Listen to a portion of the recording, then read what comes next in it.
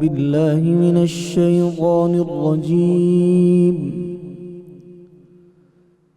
بسم الله الرحمن الرحيم.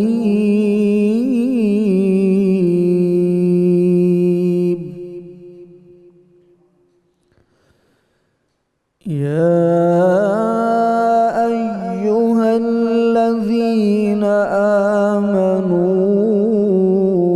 إذا قمتم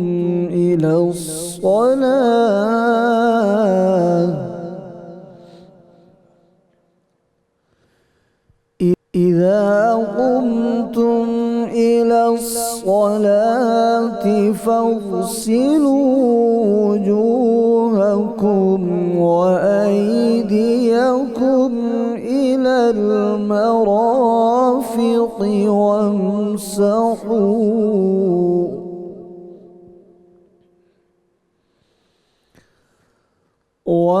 وامسحوا برؤوسكم وأرجلكم إلى الكعبين،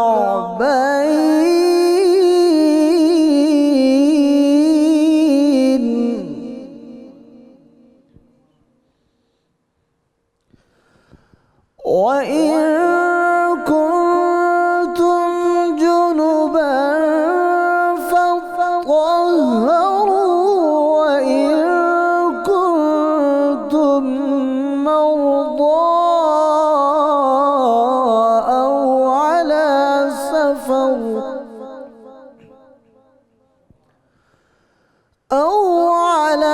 سفر أو جاء أحد منكم من الغائط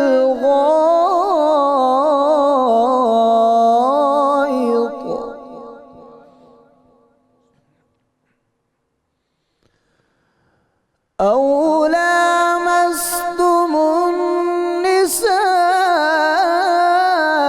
فلم تجدوا ماء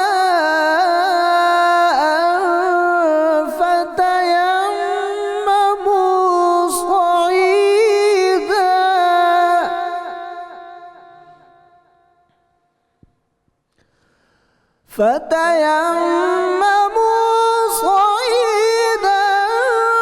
طيبا فامسحوا بوجوهكم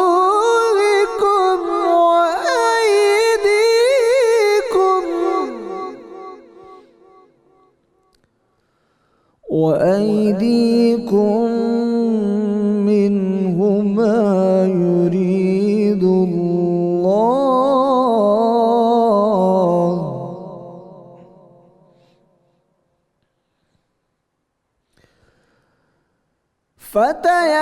فتيمموا صعيدا طيبا فامسحوا بوجوهكم وأيديكم منه ما يريد الله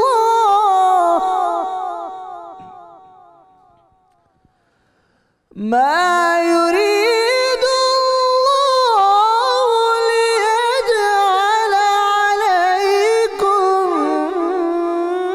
من حرج، ولكن يريد ليطهركم وليتم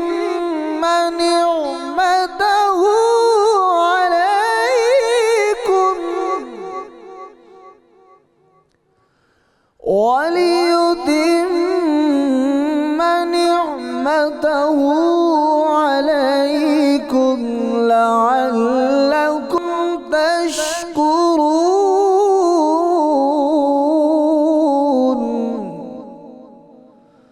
وليتم نعمته عليكم لعلكم تشكرون. صدق الله العلي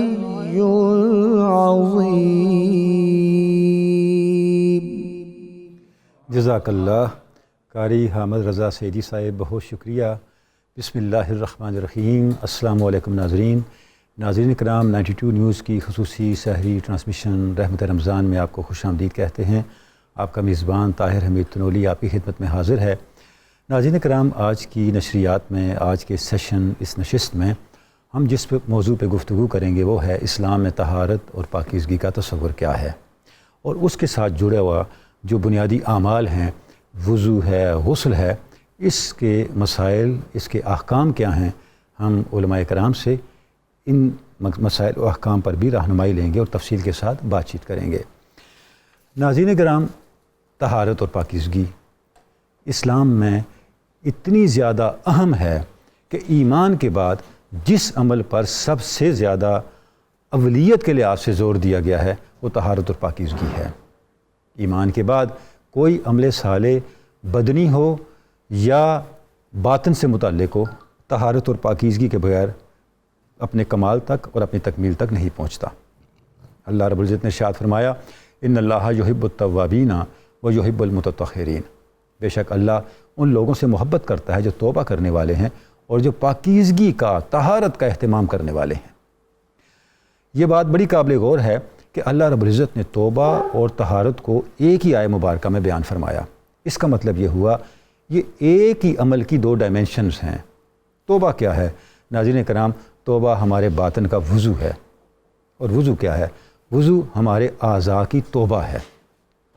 توبہ سے بھی گناہ دھلتے ہیں، لیکن وہ گناہ دھلتے ہیں نامہ اعمال سے اور باطن کی دنیا سے، اور وضو سے بھی گناہ دھلتے ہیں، لیکن یہ گناہ وہ ہیں جو اعضاء کے ہیں۔ کمال کا آغاز اس وقت ہوتا ہے، ایمان کی لذت اس وقت محسوس ہونے لگتی ہے، اور اللہ رب العزت کی موجودگی کا تجربے کا آغاز اس وقت ہوتا ہے جب ہم اپنی شخصیت کے اندر، اپنی ہستی کے اندر توبہ اور وضو کو، طہارت کو اکٹھا کر لیتے ہیں۔ اس لیے اہل نظر فرماتے ہیں کہ کمال وضو کا یہ ہے، جب آپ وضو کرنے بیٹھیں، جب آپ ہاتھ دھوئیں تو صرف ہاتھ پانی سے نہ دھوئیں بلکہ ہاتھ دنیا کی محبت سے دھو لیں۔ جب آپ استنجا کریں، استنجا کرنا نجاست سے نجات کا عمل حاصل کرنے کا عمل صرف نہ ہو، بلکہ ہر غیر اللہ کی نجاست کو دل سے دھونے کا عمل ہو۔ اس کے بعد جب چہرہ دھونے کا وقت آئے، چہرہ ہی پانی سے نہ دھوئیں بلکہ اپنا چہرہ اللہ کی طرف اس طرح کریں کہ فَأَيْنَمَا تَوَلَّوْا فَثَمَّ وَجْهُ اللَّهِ، ہر طرف اللہ ہی کا جلوہ نظر آئے۔ جب بازو کوہنیوں تک دھوئیں تو اس کا مطلب کیا ہے؟ اپنا اختیار اللہ کے سپرد کر دیں اور اللہ کے اختیار کو اپنی زندگی میں نافذ کر دیں۔ اور جب پاؤں دھوئیں تو پاؤں دھونے کا مطلب یہ ہے کہ اس سے بھی پہلے جب آپ سر کا مسح کریں تو اپنے آپ کو ستر العرش مسبول علینا، اپنے آپ کو اللہ کی پناہ کے نیچے سمجھنے کا تصور پختہ کریں۔ اور جب پاؤں دھوئیں تو پاؤں دھونے کا مطلب یہ ہے جس طرف جانے سے اللہ نے منع کیا ہے وہ راستے اپنے اوپر بند کر لیں۔ جب تک وضو ان ظاہری اور باطنی تقاضوں کو پورا نہ کرے، معنوی لحاظ سے، ایمانی لحاظ سے وضو اپنی تاثیر مرتب نہیں کرتا۔ ناظرین کرام، طہارت کا اہتمام شروع سے لے کے صحابہ کرام کی زندگیوں کو دیکھیں، تابعین، تبع تابعین کی زندگیوں کو دیکھیں، صالحین امت کی زندگیوں کو دیکھیں، اتنا شدت سے رہا ہے کہ اس پہ کسی بھی دور میں کسی بھی ہستی نے کوئی کمپرومائز نہیں کیا، بلکہ مشائخ تو اپنے پیروکاروں کو یہ تعلیم دیتے رہے ہیں کہ بندہ مومن کی شان یہ ہے وہ ہر وقت طہارت کے ساتھ رہے، پاکیزہ رہے، باوضو رہے۔ نماز کا وقت ہو اور اگر کوئی یہ کہے ٹھہرے میں وضو کر کے آتا ہوں، تو ابھی اس کے مسلمان ہونے کا جو کرائیٹیرین ہے وہ ابھی انفارمیٹیو فیز میں ہے، وہ تکمیل تک نہیں پہنچا، کیونکہ وضو کی حیثیت ہمارے لیے، بندہ مومن کے لیے بالکل ایسے ہے جیسے ایک ایسٹروناٹ ہوتا ہے، ایک خلاباز ہوتا ہے۔ جب وہ خلا میں سفر کرتا ہے، اس دنیا سے نکلتا ہے تو اسے کئی طرح کی ریڈیشنز کا، کئی طرح کے منفی اثرات کا سامنا کرنا ہوتا ہے، تو اسے ایک خاص لباس پہنا دیا جاتا ہے، اور وہ لباس جو ہے اس کو ہر طرح کے ماحول کے برے اثرات سے محفوظ رکھتا ہے۔ بعین ہی وضو بندہ مومن کے لیے ایک ایسا لباس ہے جو اس کو اس دنیا کی نجاستوں سے، برے خیالات سے، شیطان کے حملوں سے محفوظ رکھتا ہے۔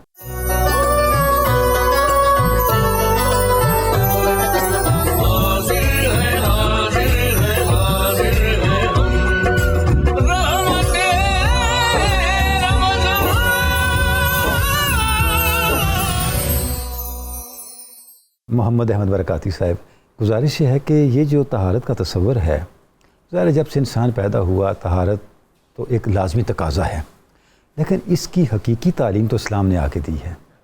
تو پہلے کیا تصور تھا، اسلام نے آ کے اس کو ریفارم کیا یا اسلام نے طہارت کا آغاز کروایا؟ ناظرین کے لیے کچھ اس میں ارشاد فرمائیں۔ بسم اللہ الرحمن الرحیم۔ قال اللہ تبارک و تعالی فی الکلام المجید والفرقان الحمید، ان اللہ یحب التوابین و یحب المتطہرین، صدق اللہ العظیم۔ سبحان اللہ، سبحان اللہ۔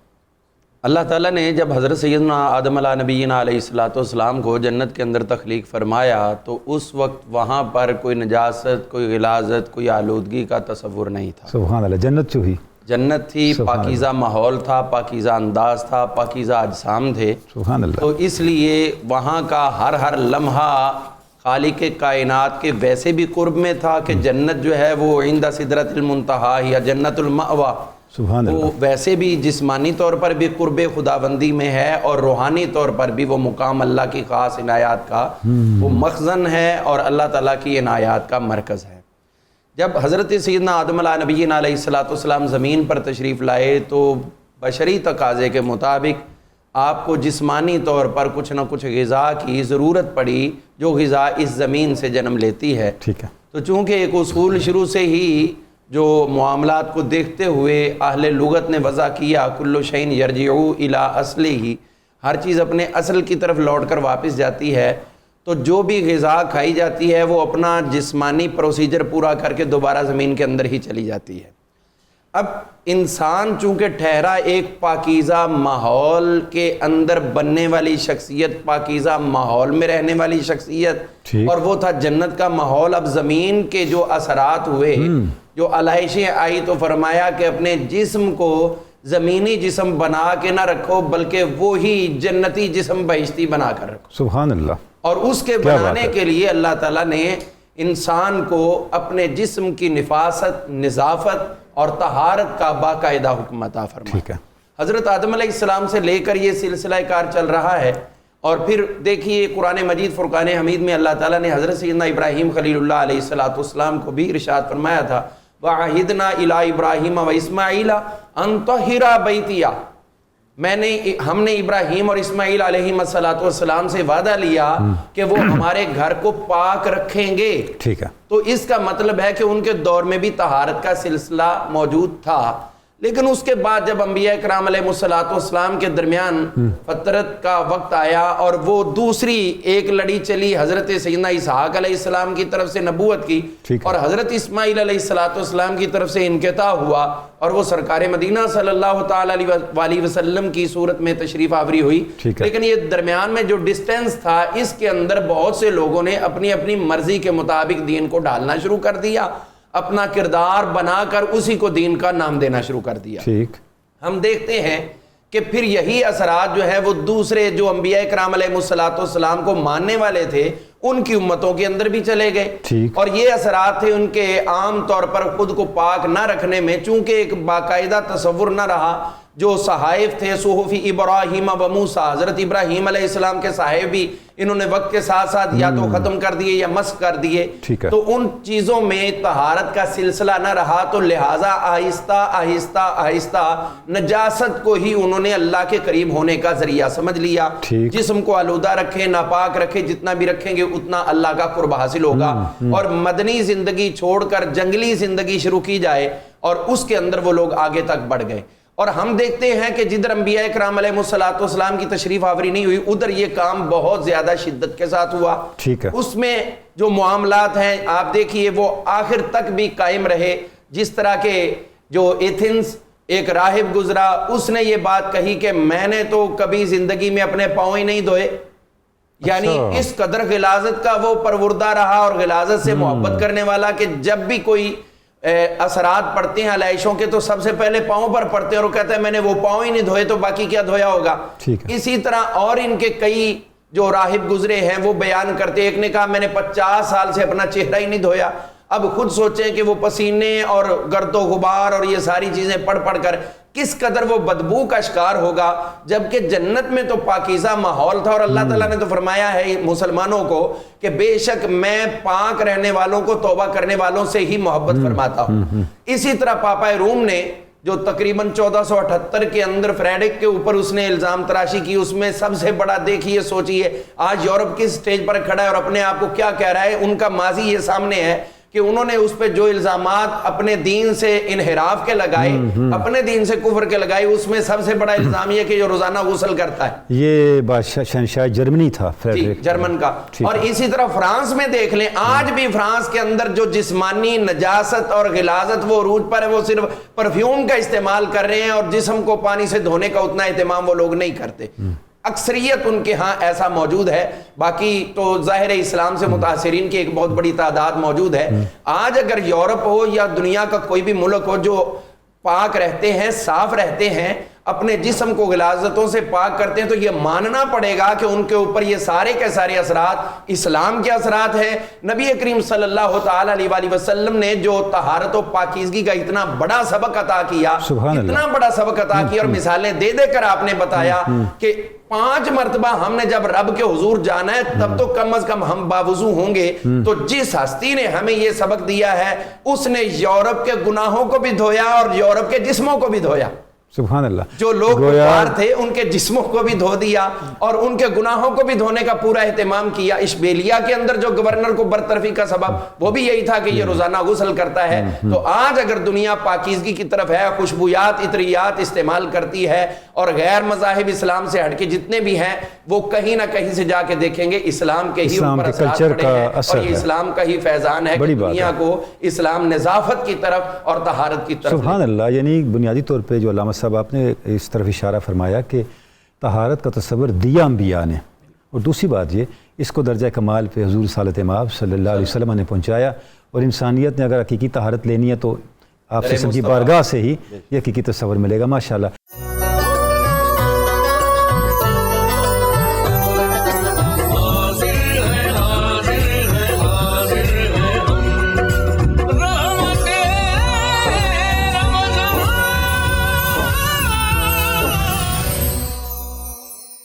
علامہ ذوالفقار مصطفیٰ ہاشمی صاحب، یہ جو اسلام کا تصور ہے طہارت کا، تو اس کی جامعیت جیسے بھی علامہ برکاتی صاحب فرما رہے تھے، تو جسم کی طہارت اس کی کیا کیا صورتیں ہو سکتی ہیں، قرآن و سنہ کے حوالے سے ہمیں کیا تعلیمات ملتی ہیں کہ طہارت کا کوئی گوشہ جو ہے وہ ان ایڈریسڈ نہیں رہتا، تشنہ نہیں رہتا۔ ناظرین کے لیے کچھ ارشاد فرمائیں۔ جی، بسم اللہ الرحمن الرحیم، مولا صلی وسلم دائما ابدا علی حبیبک خیر الخلق کلہم۔ قبلہ پر سب یہ بڑا ہی جامع تصور ہے جو اسلام نے الحمدللہ نظافت کا اور طہارت کا دیا، اور اس کی جامعیت اور اس کی افادیت کا جو ہے وہ اندازہ آپ اس بات سے لگائیے کہ آپ نے بھی انٹرو میں آیت مبارکہ پڑھی، قبلہ برکاتی صاحب نے بھی پڑھی کہ ان اللہ یحب التوابین و یحب المتطہرین۔ سبحان اللہ۔ اب یہ توابین اور متطہرین یہ دونوں مبالغے کے صیغے ہیں۔ رب تعالیٰ عز و جل دونوں سے مبالغہ چاہ رہا ہے کہ توبہ کرنے میں بھی مبالغہ کرنا ہے اور طہارت اختیار کرنے میں بھی مبالغہ کرنا ہے، انتہا تک پہنچا دو، انتہا کرو، مطلب اس کا ہر جزئی اس کی جو ہے اس کو اختیار کرتے ہوئے توبہ جو باطنی طہارت ہے اس میں بھی مبالغہ کرو، اور جو ظاہری طہارت جو اعضاء کی طہارت ہے، جسم کی طہارت ہے، اس میں بھی مبالغہ کرنا ہے۔ اور قرآن حکیم فرقان مجید میں جہاں جا بجا اس کی تعلیم فرمائی گئی، تو احادیث طیبات میں تو آپ دیکھیے کہ بہت شارٹسٹ مطلب حدیث پاک اس کو کہا جائے گا کہ طہور شطر الایمان، کہ طہور طہارت پاکیزگی جو ہے یہ ایمان کا جز ہے، بلکہ ایمان نصف ایمان ہے۔ اب یہ نصف ایمان اس کو قرار دے کے اس بات کی افادیت کا بارگاہ مصطفیٰ کریم آقا صلی اللہ علیہ وسلم سے اعلان کر دیا گیا کہ اس کے بغیر تمہارا ایمان مکمل نہیں ہے، عبادات مکمل نہیں ہے۔ عبادات کی طرف بڑھتے ہیں، طہارت اس کے لیے کنجی بنا دی گئی۔ سبحان اللہ۔ جی، وضو جو ہے وہ نماز کی کنجی ہے، اس کے بغیر جو ہے وہ تم نماز کو شروع ہی نہیں کر سکتے۔ عبادات کا تصور جو ہے اس کے بغیر، طہارت کے بغیر ممکن نہیں ہے۔ اگر آپ کا بدن ناپاک ہے آپ قرآن پاک کو ایون دن کے چھو نہیں سکتے ہیں۔ اگر آپ پر غسل واجب ہے، فرض ہے، تو آپ قرآن پاک کی تلاوت نہیں کر سکتے ہیں۔ اس طرح سے اس کی اگر جامعیت کی طرف ہم قرآن و سنت کی تعلیمات کے ساتھ دیکھتے ہوئے چلتے ہیں تو پیارے آقا صلی اللہ تعالی علیہ وسلم نے اپنی عملی زندگی میں اپنی سنت مطہرہ کے ذریعے سے نظافت اور طہارت اور پاکیزگی کا ایک ایسا جامع جو ہے وہ ہمیں نصاب دیا کہ کہ حضور علیہ السلام سفر مبارک سے واپس آ رہے ہیں تو گھر جاتے ہی سب سے پہلا جو عمل کر رہے ہیں وہ مسواک فرما رہے ہیں, سبحان اللہ, اس کی مطلب نظافت کا خیال فرما رہے ہیں. اور حضور علیہ السلام کی حیات طیبہ کے تو کئی ایسے گوشے ہیں, آپ کی حیات پاک آخری عمل بھی یہی ہے, آخری عمل بھی یہی ہے, بالکل ایسی آخری عمل بھی جو آپ کا یہ. پھر آپ دیکھیے کہ حضور علیہ السلام کے در اقدس پر کاشانہ پرنور پر جو ہے وہ چند ملاقات کے لیے صحابہ کرام کی جو ہے وہ حاضری ہوتی ہے. حضور علیہ السلام باہر تشریف لے جانے لگتے ہیں تو آپ کے گھر میں کسی برتن کے اندر پانی موجود ہوتا ہے. حضور علیہ السلام جو ہے وہ اپنے بال سنوارتے ہیں, اپنی داڑھی مبارک کو درست کرتے ہیں. تو حضرت امی عائشہ صدیقہ رضی اللہ تعالیٰ عنہا عرض کرتی ہیں کہ یا رسول اللہ آپ بھی ایسے کرتے ہیں؟ تو حضور علیہ السلام نے فرمایا کہ ہاں, یہ چاہیے ہر مسلمان کو کہ جب اپنے مسلمان بھائی کے ملاقات کے لیے جائے تو نظافت کو اختیار کرے اور خوبصورتی کو اختیار کرے, کہ بے شک اللہ جمیل و یحب الجمال, کہ اللہ جو ہے وہ خوبصورت ہے اور وہ خوبصورتی کو پسند کرتا ہے. اب دیکھیے کہ کریم آقا صلی اللہ علیہ وسلم کے سیر نگار یہ جملہ تورانی صاحب لکھنے پر مجبور ہوئے کہ کاشانہ پر نور جو ہے اس میں 3 وقت کا ایک مطلب دن یکسر جو ہے وہ کھانا میسر نہیں ہوتا, اس قدر جو ہے وہ آپ نے فقر جو ہے اختیاری فرمایا ہوا ہے. مگر پھر بھی اس کے باوجود نظافت اور طبیعت کی جو کہہ لیجیے کہ نفاست ہے, اس کا معاملہ یہ ہے کہ خوشبو کبھی ترک نہیں ہو رہی ہے, اس میں کوئی کمپرومائز نہیں. حالانکہ ہاں حضور علیہ السلام حالانکہ آپ کو کسی دنیاوی خوشبو کی ضرورت نہیں تھی, سبحان اللہ, جس میں ناظرین سے تو ویسے ہی آپ کا پسینہ خوشبو سے بڑھ کے پسینہ خوشبو تھا, جس کو چھو جاتے اس کی زندگی بھر اس کے جسم سے خوشبو آتی رہتی. اور حضور علیہ السلام نے ایک مرتبہ کچھ جو ہے وہ لوگوں کو دیکھا کہ ان کے بال پرا گندہ ہیں, ایک صحابی رضی اللہ عنہ کو دیکھا تو آپ نے فرمایا کیا اس کو کچھ میسر نہیں کہ اپنے بال سنوارے؟ ایک کو دیکھا کہ ان کے لباس جو ہے وہ دھلا ہوا نہیں ہے. حضور علیہ السلام نے ناراضی کا اظہار فرمایا کہ اس کو میسر نہیں ہے کچھ کہ اپنے لباس دھوئے. اور پھر امی عائشہ صدیقہ رضی اللہ تعالی عنہا فرماتی ہیں کہ حضور علیہ السلام کاشانہ پر نور میں جلوہ فراز ہوتے ہیں تو آپ نے فرمایا کہ عائشہ بستر کی چادر تبدیل کرو. عرض گزار ہوتی ہیں کہ میرے سرتاج صاحب معراج ابھی تو میں نے کل تبدیل کی. حضور علیہ السلام نے فرمایا کہ اس کو جلد تبدیل کیا کرو کہ بے شک اس میں شیاطین بسیرا کرتے ہیں. بستر پر مطلب ہر پہلو سے آپ دیکھیے حضور علیہ السلام بستر پر جانے سے پہلے بستر کو جھاڑنے کا امت کو تعلیم فرمائی, جوتے پہننے سے پہلے جوتے جھاڑنے کی تعلیم فرمائی, لباس جو ہے اس کو مطلب جھاڑنے کی تعلیم جو ہے وہ آپ نے فرمائی. اور اس کے ساتھ ساتھ آپ دیکھیے کہ کھانا کھانے سے پہلے نظافت مطلب طہارت کی باتیں جو ہے وہ کریں اگر تو کھانا کھانے سے پہلے, کھانا کھانے کے بعد دونوں ٹائم پہ ہاتھ دھونا, منہ کا اگلا حصہ دھونا, برکت کو اس سے مشروط قرار دیا, برکت جوڑ دی. اور حضور علیہ السلام نے فرمایا کہ اپنے گھروں کو, اپنے لباس کو, اپنے بدنوں کو, گھروں کے صحن کو, حدیث پاک کے الفاظ ہیں کہ صاف ستھرا رکھو کرو, اس کی وجہ سے تمہارے گھروں میں برکت اترتی ہے. سبحان اللہ. اور وضو کو تو جیسے آپ نے انٹرو میں بھی بات کی کہ یہ تو مومن کا قلعہ ہے, قلعہ بند ہو جاتا ہے کیا اس کو جسمانی عوارض جو مختلف کہہ لیجیے کہ کثافتوں کے سبب سے اس کو لاحق ہوتے ہیں, مختلف جراثیم ہوتے ہیں, اس سے بھی وہ بندہ محفوظ ہو جاتا ہے, اور شیطان کے اثرات سے بھی بندہ جو ہے وہ محفوظ ہو جاتا ہے. بلکہ یہاں تک احادیث طیبات میں دیکھیے مضمون کی وضاحت اور صراحت موجود ہے کہ پیارے آقا صلی اللہ علیہ وسلم فرماتے ہیں کہ اگر کوئی شخص رات کو سوتے وقت, حالانکہ بڑا کیجول ہو جاتا ہے بندہ, بستر پہ جا رہا ہے, تھکا ٹوٹا ہوتا ہے, چھوڑیں جی جا کے سونا نہیں ہوتی, فرمایا کہ اس وقت بھی جو بندہ طہارت کا خیال کرے تو فرشتے رات اس کے بالوں میں گزارتے ہیں اور اس کے لیے مغفرت کی دعائیں کرتے ہیں. اور ایک حدیث پاک میں یہ بھی فرمایا گیا کہ جو بندہ رات کو طہارت کے ساتھ بسر کرتا ہے, رات کو طہارت کے ساتھ سوتا ہے, فرمایا کہ وہ ایسے ہے کہ جیسے دن میں روزے رکھنے والا اور راتوں کو عبادت شب بیداری کرنے والا. سبحان اللہ. علامہ صاحب آپ نے بڑا 2 نقطے عجیب ارشاد فرمائے احادیث پاک سے کہ اگر بستر میں نجاست ہے تو وہاں شیاطین بسیرا کریں گے, اور اگر باوضو سویا ہے تو وہاں پہ ملائکہ قیام کریں گے. یعنی آپ دیکھیں اسلام کی تعلیم کتنی جامع ہے, اور کیا اس کے اندر ایک عدل ہے, ایک توازن ہے, ایک اعتدال ہے, اور کتنے واضح انداز سے آپ صلی اللہ علیہ وسلم نے چیزوں کو ایلابریٹ کیا ہے, اور اس سے زیادہ سائنٹیفک اپروچ کیا ہوگی. یعنی مسئلہ یہ ہے کہ ایک پہلو پہ اگر آپ فوکس کر رہے ہیں, حق ہونے کی دلیل یہ ہے کہ اگر آپ فوکس نہیں کرتے تو اس کا کاؤنٹر نیگیٹو ایفیکٹ شروع ہو جائے, تو وہ یہاں ہو رہا ہے. آپ پاکیزہ ہیں, ملائکہ آپ کے ساتھ ہیں, اللہ, اور خدا نخواستہ نجاست میں ہیں تو شیاطین ہیں. سبحان اللہ, سبحان اللہ.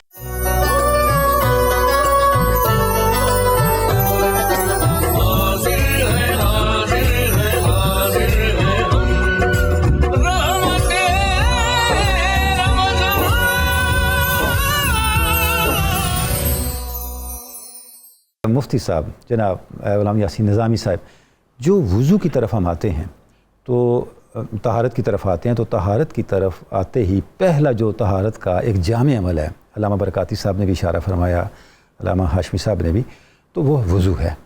تو اس پہ ہمیں ذرا تھوڑا انلائٹن کریں، کچھ ارشاد فرمائیں کہ یہ جو وضو ہے یہ ہے کیا، کیسے وضو بنتا ہے؟ بسم اللہ۔ بسم اللہ الرحمن الرحیم۔ سر بہت بہت شکریہ۔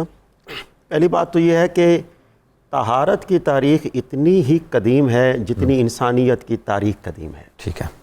تمام انبیاء اعظام، رسولان اعظام، کائنات کے سب سے طاہر، مطہر اور مبارک ہستیاں تھیں۔ ٹھیک ہے۔ اور وہ اتنی مبارک ہستیاں تھیں کہ جن کی طہارت کی بدولت لوگ ان کے پاس آنا پسند فرمایا کرتے۔ سبحان اللہ، سبحان اللہ۔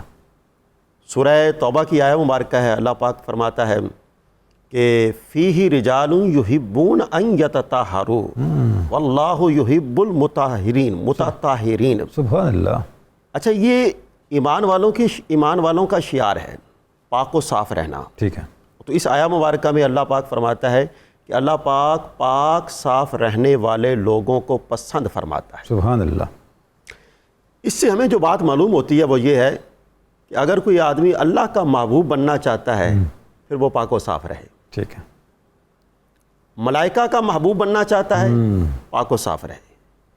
اور تیسری بات، اگر وہ لوگوں کا پسندیدہ بننا چاہتا ہے، لوگوں کے نزدیک اپنا مقام، اپنا مرتبہ، اپنی عزت وہ بڑھانا چاہتا ہے، پھر اس کا طریقہ کار یہ ہے کہ وہ پاک و صاف رہے۔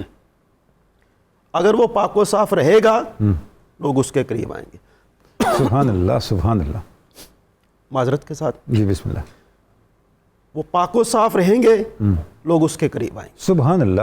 اچھا، یہ جو پاکیزگی ہے اس کا مطلب یہ ہوا کہ یہ انوار الہی کو جذب کرنے کا طریقہ ہے۔ اگر نجاست، جیسے مفتی صاحب ارشاد فرما رہے ہیں کہ ایک قربت ہے شیطان کی اور ایک قربت ہے رحمان کی، تو رحمان کی قربت جو ہے اس کو انشور کرتی ہے طہارت، اور خدا نخواستہ طہارت نہیں ہے، پاکیزگی نہیں ہے، تو جگہ تو خالی نہیں رہنی، شیطان نے اپنے لشکر اور ذریت کے ساتھ آ کے آپ پہ قبضہ کر لینا ہے۔ بلا شبہ ایسے ہی ہے۔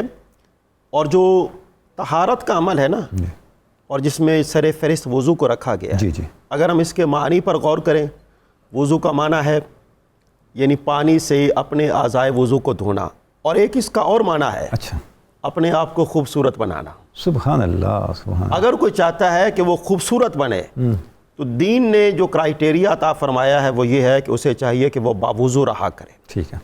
باوضو رہے گا، باوضو رہنے کی صورت میں وہ خوبصورت رہے گا۔ باوضو رہنے کی صورت میں اس پر انوار و تجلیات کی بارش ہوگی، اس پر رحمتوں کا نزول ہوگا۔ سبحان اللہ۔ اور قبلہ ڈاکٹر صاحب، ایک اور بڑی اہم بات ہے، فی زمانہ دیکھا جائے لوگ اس بات کا بڑا وویلا مچاتے ہیں، ہمیں قلبی طور پر سکون نہیں ہے، ذہنی طور پر سکون نہیں ہے، ہمارے گھروں میں امن و سلامتی نہیں ہے۔ ٹھیک ہے۔ یہ تین باتیں ہیں۔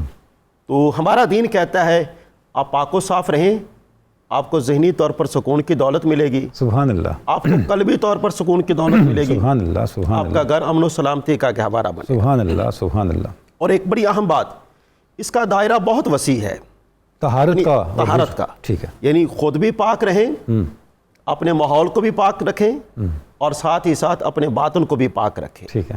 جسم کی طہارت، لباس کی طہارت، جسے ظاہری طہارت کا نام دیا جاتا ہے، اس کو بھی پاک و صاف رکھنا، اور اس کے ساتھ ساتھ اپنے باطن کو بھی پاک و صاف رکھنا۔ بہت خوب۔ تو مطلب یہ ہے کہ جو آدمی جسمانی طور پر اپنے آپ کو پاک و صاف رکھتا ہے، ابھی آپ نے بڑی خوبصورت بات بیان فرمائی ہے کہ یہ حقیقت میں ایک حصار ہے جو آپ کو ہر قسم کی کثافتوں سے محفوظ رکھتا ہے، خواہ ان کا تعلق جسمانی ہو، خواہ ان کا تعلق روحانی ہو۔ تو شیطان کے شر سے محفوظ رہنے کا جو بہترین طریقہ دین نے ہمیں عطا فرمایا ہے وہ وضو کی صورت میں ہے۔ جو بندہ ہمہ وقت باوضو رہتا ہے، ہمہ وقت باوضو رہنے کا ایک فائدہ تو حدیث پاک کے اندر یہ بیان کیا گیا ہے، اللہ پاک اس کے گناہوں کو معاف فرماتا ہے۔ سبحان اللہ۔ دوسرا فائدہ یہ بیان کیا گیا ہے کہ جو آدمی رزق کی تنگی اور قلت کا شکار ہو، جب وہ باوضو رہے گا تو باوضو رہنے کی وجہ سے اللہ پاک اس کے رزق میں اضافہ و برکت فرمائے گا۔ اور تیسری چیز، اگر ہم چاہتے ہیں کہ ہمارے گھروں میں امن و سلامتی رہے، گھر کے اندر نوک جھوک لڑائی جھگڑا نہ ہو، اس کا بہتر طریقہ کار یہ ہے کہ باوضو رہنے سے وہ گھر جو ہے وہ امن و سلامتی کا گہوارہ بن جاتا ہے، سبحان اللہ، وہاں پر رحمتیں، وہاں پر ملائکہ جو ہیں ان کا نزول ہوتا ہے، کیا بات ہے، اور جو شیطانی اثرات ہیں یہ طہارت کی وجہ سے اللہ پاک ان تمام کی تمام شیطانی اثرات کو دور فرما دیتا ہے۔ سبحان اللہ۔ تو یہ دین کا تربہ امتیاز ہے، دین اسلام کا یہ تربہ امتیاز ہے کہ جس نے اپنے نام لیواؤں کو اتنا بڑا مقام اور مرتبہ عطا فرمایا ہے۔ تو یہاں پر وہ سیدنا بلال رضی اللہ تعالیٰ عنہ کی بات جو ہے وہ میرے خیال میں فائدہ سے خالی نہیں ہے۔ سبحان اللہ۔ کوئی آدمی معراج کو پانا چاہتا ہے، قرب الہی کی منازل کو پانا چاہتا ہے، پھر اسے چاہیے کہ وہ طاہر رہے، سبحان اللہ، اسے چاہیے کہ وہ باوضو رہے۔ کیا بات ہے۔ جناب نبی معظم شفیع مکرم جب معراج سے واپس تشریف لائے تو آپ نے سیدنا بلال سے پوچھا کہ میں نے جنت میں اپنے آگے آگے تمہارے قدموں کی آہٹ سنی ہے، سبحان اللہ، کون سا ایسا عمل ہے جو تم کرتے ہو؟ وہ آگے سے جواب دیتے ہیں یا رسول اللہ جب بے وضو ہو جاتا ہوں تو وضو کر لیتا ہوں۔ سبحان اللہ۔ تو یہ وضو کی برکت ہے کہ جس کی وجہ سے بندہ جو ہے وہ اتنی بڑی بڑی منازل کو طے کر لیتا سبحان ہے، اللہ، قرب الہی کے وہ اعلیٰ سے اعلیٰ درجات کو طے کر لیتا ہے۔ سبحان اللہ۔ میں تو یہ سمجھتا ہوں کہ یہ وضو ہمیں دیا ہی اس لیے گیا ہے تاکہ ہمیں اللہ کی رضا حاصل ہو سکے، تاکہ ہمیں اس کے پیارے رسول کی رضا حاصل ہو سکے، اور یہ وضو ہی ایک ایسا عمل ہے کہ جس کی وجہ سے اللہ پاک بندے کے لیے جنت کا ایک دروازہ نہیں بلکہ 8 دروازوں کو کھول دیتا ہے۔ اللہ اکبر۔ اچھا مفتی صاحب قبلہ، جیسے آپ نے ارشاد فرمایا کہ وضو ایک حسن حسین ہے، ایک کلا ہے، اچھا اس بات کی سمجھ ہمیں آتی ہے جب کرونا آیا تو سب کے لیے لازمی ہوا جی ہاتھ دھوئیں، آپ کرونا کے برے اثرات سے بچ جائیں گے، یعنی ہاتھ دھونا جو ہے وضو کا 10% ہے، یعنی پوری دنیا کرونا سے بچنے کے لیے وضو کا 10% لے رہی ہے، 20% لے رہی ہے، اس کا یہ عالم ہے کہ آپ کرونا اور بیماریوں سے بچ جائیں گے، تو پورے وضو سے ملنے والے تحفظ کا کیا عالم ہوگا؟ سبحان اللہ۔ یعنی ہم پہ شریعت کے کتنے احسانات ہیں، حضور سالت مآب صلی اللہ علیہ وسلم کے کتنے احسانات ہیں کہ ہمیں راستہ ہی وہ دیا ہے، ہمیں طریقہ ہی وہ عطا کیا ہے کہ جس طریقے کے ذریعے سے ہم سراسر ظاہراً باطناً جسمانی اور روحانی لحاظ سے تحفظ میں چلے جاتے ہیں، محفوظ ہو جاتے ہیں۔ سبحان اللہ۔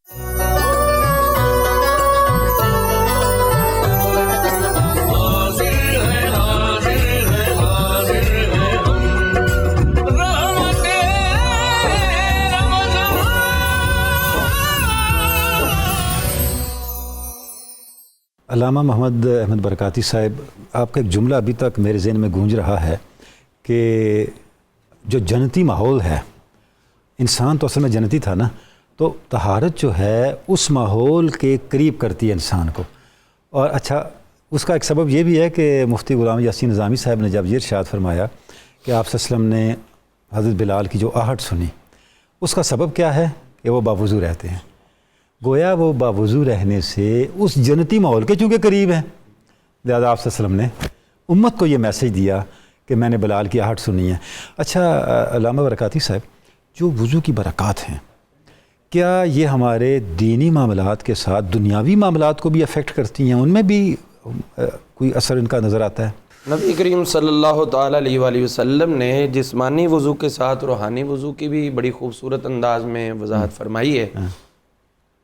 اس کا سب سے بڑا ایفیکٹ یہ ہے کہ صرف وضو جسم کو، اعضاء کو دھونے کا نام نہیں ہے، ٹھیک ہے، بلکہ جسم کے ساتھ، چونکہ جب ہم باہر نکلتے ہیں تو کچھ گناہ ایسے ہوتے ہیں جو جسم کے ساتھ چہرے پہ جو اعضاء ظاہر ہوتے ہیں ان پہ لگتے رہتے ہیں، ٹھیک ہے، صرف گرد و غبار نہیں بلکہ گناہ لگتے ہیں، چہرے پر لگ گئے، ہاتھوں پہ لگ گئے، پاؤں پہ لگ گئے، تو یہی اعضائے وضو ہیں جن کو دھونے کا حکم ہے۔ اور اس میں کیا ہوتا ہے کہ جسم کے ساتھ جس قدر یہ گناہ ظاہراً لگ رہے ہوتے ہیں تو باطناً گناہ لگنے والے اللہ تعالیٰ دونوں ہی معاف فرما دیتا ہے، سبحان اللہ، اور صاف فرما دیتا ہے، سبحان اللہ۔ اس کی ایک مثال لے لیں، حضرت سیدنا امام اعظم ابو حنیفہ رضی اللہ تعالیٰ عنہ، آپ تشریف فرما تھے، ایک جگہ پر کھڑے تھے تو ایک گھر کے اندر سے پانی نکلنے کے جو آثار تھے نکل رہا تھا غسل خانے سے، تو آپ نے دیکھ کر وہاں پر نشاندہی فرمائی کہ یہاں سے جو غسل کیا جا رہا ہے وہ بدکاری کے نتیجے میں ہے۔ تو عرض کیا گیا کہ یہ آپ کو کس طرح خبر ہوئی؟ تو آپ نے فرمایا کہ پانی کے قطرات میں زنا کے اثرات نظر آ رہے ہیں۔ اللہ تو یہ باطنی نگاہ جو ہے یہ اللہ والوں کو نصیب ہوتی ہے اور وہ اس سے یہ تمام معاملات دیکھ لیتے ہیں۔ اچھا علامہ صاحب، اس سے امام اعظم کی بصیرت کا بھی اندازہ ہوتا ہے؟ جی بے شک، سبحان اللہ سبحان اللہ۔ تو اس طرح ہوتا ہے معاملہ کہ جب آپ وضو کرتے ہیں، نبی کریم صلی اللہ تعالیٰ علیہ وآلہ وسلم نے بذات خود ایک خوبصورت مثال عطا کی۔ آپ نے فرمایا کہ جس طرح کسی کے گھر کے سامنے اگر نہر جاری ہے اور اس میں سے وہ روزانہ 5 مرتبہ غسل کرتا ہے تو بتاؤ اس کے جسم پر کوئی غلاظت نجاست کو رہ جائے گی؟ عرض کی گئی حضور نہیں۔ تو آپ نے فرمایا یہی مثال جو ہے وہ 5 وقت نماز کے لیے وضو کرنے والے کی، کہ اللہ تعالیٰ اس کو بھی ایسے ہی صاف فرماتا ہے۔ نبی کریم رؤوف رحیم صلی اللہ تعالیٰ علیہ وآلہ وسلم نے جو وضو کے حوالے سے بطور خاص ہماری توجہ دلائی، تو اس میں ایک رزلٹ ہمیں نظر آتا ہے، اور وہ رزلٹ ہمیں یہ نظر آتا ہے کہ جو ہم یہاں پر موجود ہیں، نماز پڑھنی ہے تو نماز مشکل ترین کام نہیں ہے، ٹھیک ہے، یہ آسان ہے، ٹھیک ہے، اس سے مشکل وضو کرنا ہے۔ کمال، آپ نے برکاتی صاحب ایک نفسیاتی نقطہ بیان کیا ہے، ہم اس کو مانیں یا کہیں نہ کہیں، وجہ وضو ہی ہوتا ہے۔ وضو ہی ہوتا ہے۔ اب آپ دیکھ لیں کہ کوئی میک اپ کر کے پھر رہا ہے اسی طرح تو وہ وضو کے پاس نہیں بھٹکتا۔ تو جو وضو کرنا آسان سمجھتے ہیں، وضو کے بعد نماز پڑھنی مشکل نہیں۔ اچھا، یا باوضو ہو تو نماز فوراً پڑھی جاتی ہے؟ سبحان اللہ۔ تو اسی لیے حضور صلی اللہ علیہ وآلہ وسلم نے ہر وقت باوضو رہنا پسند کیا، اور یہاں تک ارشاد فرمایا، آپ فرماتے ہیں کہ جو انسان ہر وقت باوضو رہتا ہے، اگر باوضو حالت میں انتقال کر جائے تو اللہ تعالیٰ کے ہاں اس کی موت شہادت کی موت قرار پاتا ہے۔ سبحان اللہ سبحان اللہ۔ آپ فرماتے ہیں کہ جب تم وضو کرتے ہو تو اس وقت کیا ہوتا ہے، جب منہ میں پانی ڈالتے ہو تو منہ کے گناہ نکل جاتے ہیں، ناک میں ڈالتے ہو تو ناک کے گناہ نکل جاتے ہیں۔ خراج الذنوب من انفہ، اس کے ناک میں سے نکل جاتے ہیں۔ جب چہرہ دھوتے ہو تو چہرے سے نکل جاتے ہیں، پاؤں تک وہ چلے جاتے ہیں۔ اور حضرت سیدنا ابو ہریرہ رضی اللہ عنہ جب تشریف فرما تھے، وضو کر رہے تھے، تو آپ کا چونکہ معمول تھا کہ آپ زیادہ تر جو ہے وہ کندھوں تک بھی وضو کرتے اور ادھر گھٹنوں تک بھی، تو آپ کے ایک شاگرد وہ پاس کھڑے تھے، تو انہوں نے دیکھ کے اتنا وضو کر رہے ہیں تو کہنے لگے بھی یہ آپ کیسا وضو کر رہے ہیں؟ یہ تو غسل ہو گیا۔ تو آپ نے فرمایا کہ اجمی کے بیٹے، اگر مجھے پتا ہوتا کہ تو دیکھ رہا ہے تو میں وضو کم کرتا، لیکن یہ میں نے آقا سے سنا تھا جو آپ نے فرمایا تھا کہ قیامت والے دن میرے امتی جب آئیں گے تو ان کے اعضائے وضو چمک رہے ہوں گے، اور میں انہی اعضائے وضو سے ان کو پہچانتا چلا جاؤں گا، اور میں یہ چاہتا ہوں کہ میرے جسم کے زیادہ سے زیادہ اعضاء چمکتے جائیں۔ اب یہ روحانی سب سے بڑا بینیفٹ ہو رہا ہے کہ دھویا ہم نے اپنا جسم، لیکن وہ قیامت کو ہمارے لیے ایک شناختی کارڈ بن گیا۔ کیا بات ہے! اس میں ہماری شناخت جو ہے آقا کریم علیہ السلام کی خدمت میں باقاعدہ پیش کی جاتی ہے۔ نبی کریم رؤوف رحیم صلی اللہ تعالیٰ علیہ وآلہ وسلم نے جو باوضو رہنا پسند فرمایا، ابھی مفتی صاحب نے اشارہ کیا، تو اس میں حضرت بلال حبشی رضی اللہ عنہ کا ہی معمول نہیں، بلکہ تمام اصحاب نبی جو ہیں وہ ایک سے بڑھ کر ایک پر عمل کرتے، اور حضرت عثمان غنی رضی اللہ عنہ کا عمل مبارک دیکھیے، جب آپ نماز تہجد کے لیے کھڑے ہوتے تو ٹھنڈے پانی سے وضو کر رہے ہیں۔ اللہ، آپ کا غلام وہ کہہ رہا ہے سرد راتیں، پانی ٹھنڈا، میں کس لیے ہوں، مجھے کیوں خریدا ہے، آپ مجھے آرڈر کریے، میں اسی وقت پانی جس طرح بھی ہو گرم کر کے آپ کو پیش کروں۔ ایک آپ کی عمر کا تقاضا، دوسرے امیر المومنین ہے، تیسرا میں غلام ہوں، اور پھر ٹھنڈا پانی یہ بنتا نہیں ہے۔ آپ نے فرمایا کہ میں نے نبی کریم رؤوف رحیم صلی اللہ تعالیٰ علیہ وآلہ وسلم سے سنا ہے جو ٹھنڈے پانی سے وضو کرتا ہے اللہ اس سے زیادہ محبت کرتا ہے، اور ایک روایت میں جو ٹھنڈے پانی سے وضو کرتا ہے اللہ تعالیٰ اس کو ٹھنڈے پانی کی برکت سے جو اس نے وضو کیا ہے اس کی برکت سے اللہ تعالیٰ جنت میں اس سے بہترین پانی عطا فرمائے گا۔ سبحان اللہ۔ اور اس طرح کی فضائل آپ کے بے شمار ہیں۔ اور ایک بات میں آپ کے اجازت سے اور بھی عرض کرنا چاہوں گا، بسم اللہ۔ نبی کریم صلی اللہ تعالیٰ علیہ وآلہ وسلم پر نازل ہونے والا پاک کلام کیا فرماتا ہے؟ یا ایھا الذین آمنوا اذا قمتم الی الصلاۃ فاغسلوا وجوہکم وایدیکم الی المرافق وامسحوا برؤوسکم وارجلکم الی الکعبین۔ یہ اللہ تعالیٰ نے بذات خود وضو کا پروسیجر بیان کر کے کہہ دیا کہ ہو سکتا ہے آنے والے دور میں کوئی حدیثوں کو ضعیف کہہ کے ٹھکرا دے، ہم قرآن کی نص کے اندر خود ذکر کر دیتے ہیں تاکہ یہ وضو کرنا دائمی ہو جائے اور قیامت تک اس کا کبھی بھی انکار نہ کیا جا سکے۔ سبحان اللہ۔ نبی کریم صلی اللہ تعالیٰ علیہ وآلہ وسلم نے وضو کے حوالے سے بطور خاص ایک جو ہمیں سبق عطا کیا ہے، چونکہ طہارت موضوع ہے، آپ فرماتے لولا ان اشق علی امتی لامرتہم بالسواک عند کل صلاۃ، اگر میں امت پر بوجھ نہ سمجھوں تو ہر نماز پہ ان کو حکم دیا کرو کہ تم مسواک کرو اور مسواک کے بغیر تمہارا وضو نہ ہو، لیکن میں امت پہ آسانی کے لیے مسواک کا قائم مقام تمہاری شہادت کی انگلی قرار دے رہا ہوں، اس سے بھی اگر تم کرو گے تو تمہیں وہی فائدہ ہوگا، لیکن اصل فائدہ جو ہے وہ مسواک کے ساتھ کرنے میں ہے۔ نبی کریم رؤوف رحیم صلی اللہ تعالیٰ علیہ وسلم نے جو فیوز و برکات عطا کیے ہیں وضو کے حوالے سے، تو اس میں ایک ہی بات میں عرض کرنا چاہوں گا، حضور صلی اللہ تعالیٰ علیہ وسلم آپ کا یہ بھی معمول تھا، ایک تو معمول یہ تھا کہ دائیں طرف سے آپ شروع کرتے، پھر یہ بھی پوچھ لیا کرتے تھے صحابہ میں سے کہ تم میں سے باوضو کون ہے۔ اچھا، ایک دو دفعہ ایسا ہوا تو اس کے بعد صحابہ کی عادت بن گئی کہ جب بھی دربار مصطفیٰ میں جانا باوضو ہو کر جانا۔ پوچھنے کا مقصد ہی یہی تھا، مقصد ہی یہی تھا۔ تو اچھا، یہ تعلیم کا طریقہ بھی ہے، انداز میں سبحان اللہ، باوضو رہنے کی طرف توجہ دلائی، اور اسی لیے وضو میں جو ہم چیزیں اختیار کرتے ہیں ان میں گردن کا مسا بھی ایک دیا گیا، اور اس کے لیے حضور صلی اللہ علیہ وسلم نے یہ واضح فرما دیا کہ جو دعا پڑھتے اللہم فک رقبتی من النار، یا اللہ میری گردن کو جہنم کی آگ سے محفوظ کر، یعنی ایک ایک عضو جو ہے اگر اس کو وضو میں ہم سنت کے مطابق ادا کر رہے ہیں تو ہر نہیں، پورا وضو نہیں بلکہ ایک ایک سنت کا ایک ایک مستحب کے بدلے میں بھی اللہ تعالیٰ نے ہمارے لیے اس کا اجر و ثواب۔ سبحان، دنیا کی برکتیں بھی رکھی ہیں اور آخرت کی برکتیں بھی رکھی ہیں، سبحان اللہ۔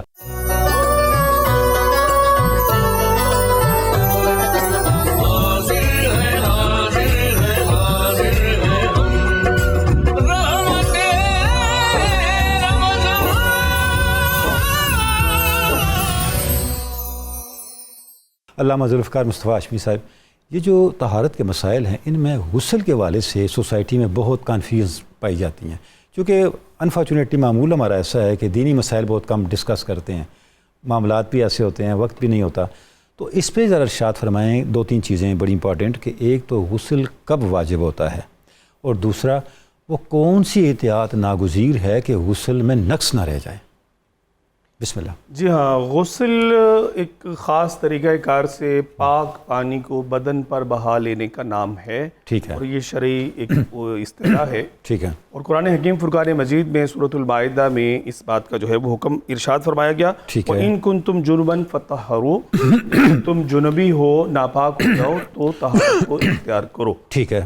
یہ غسل کرنا جو ہے اس کے لیے سب سے پہلے ہمیں کیٹیگوریکلی سمجھنا پڑے گا کہ اس کے 3 فرائض ہیں۔ اچھا، سب سے جو پہلا فرض ہے وہ ہے منہ کا، مطلب ہمیں اچھے طریقے سے دھونا، منہ کے اندر پانی ڈال کے کلی کرنا، اور اگر روزہ نہیں ہے تو غرغرہ کرنا ہے، ٹھیک ہے، اور اس طرح سے کہ کوئی بھی منہ کا حصہ ہمارا جو ہے وہ پانی سے مطلب تر ہونے سے بچ اندر کی کیویٹی ہے یہاں، جی ہاں بالکل۔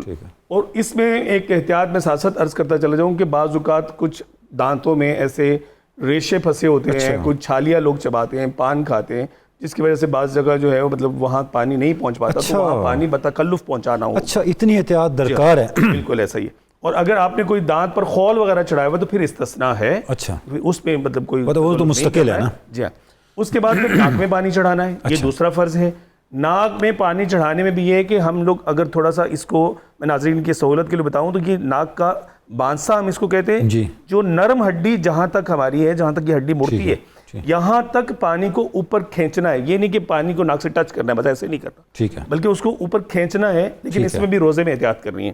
اور یہ کہ پانی ناک میں اس طرح سے اس کے ہر گوشے کو تر کرے کہ وہاں اگر کوئی رینٹ وغیرہ جمی ہوئی تو اس کو چنگلیاں سے چھڑا لیجئے، ٹھیک ہے، اور اس کے اندر مطلب چونکہ ہمارے ظاہر اندر روئیں اور بال وغیرہ ہوتے ہیں، اس میں بعض اوقات جو ہے وہ مٹی گرد وغیرہ اٹ جاتی ہے یا کچھ رینٹ وغیرہ اٹ جاتی ہے، تو اس کو چھڑانا، اس کو ہٹانا، اور اس کے ایک ایک گوشے میں ناک کے پانی پہنچانا، یہ فرض ہے۔ اور ایک بال بھی اگر خشک رہ جاتا ہے تو یاد رکھیں کہ غسل نہیں ہوگا، یہ بڑا اس میں احتیاط، بہت احتیاط چاہیے۔ اور اس کے بعد پھر تیسرا فرض ہے کہ پورے جسم کے مطلب اعضاء پر، پورے بدن پر جو ہے وہ پانی بہانا۔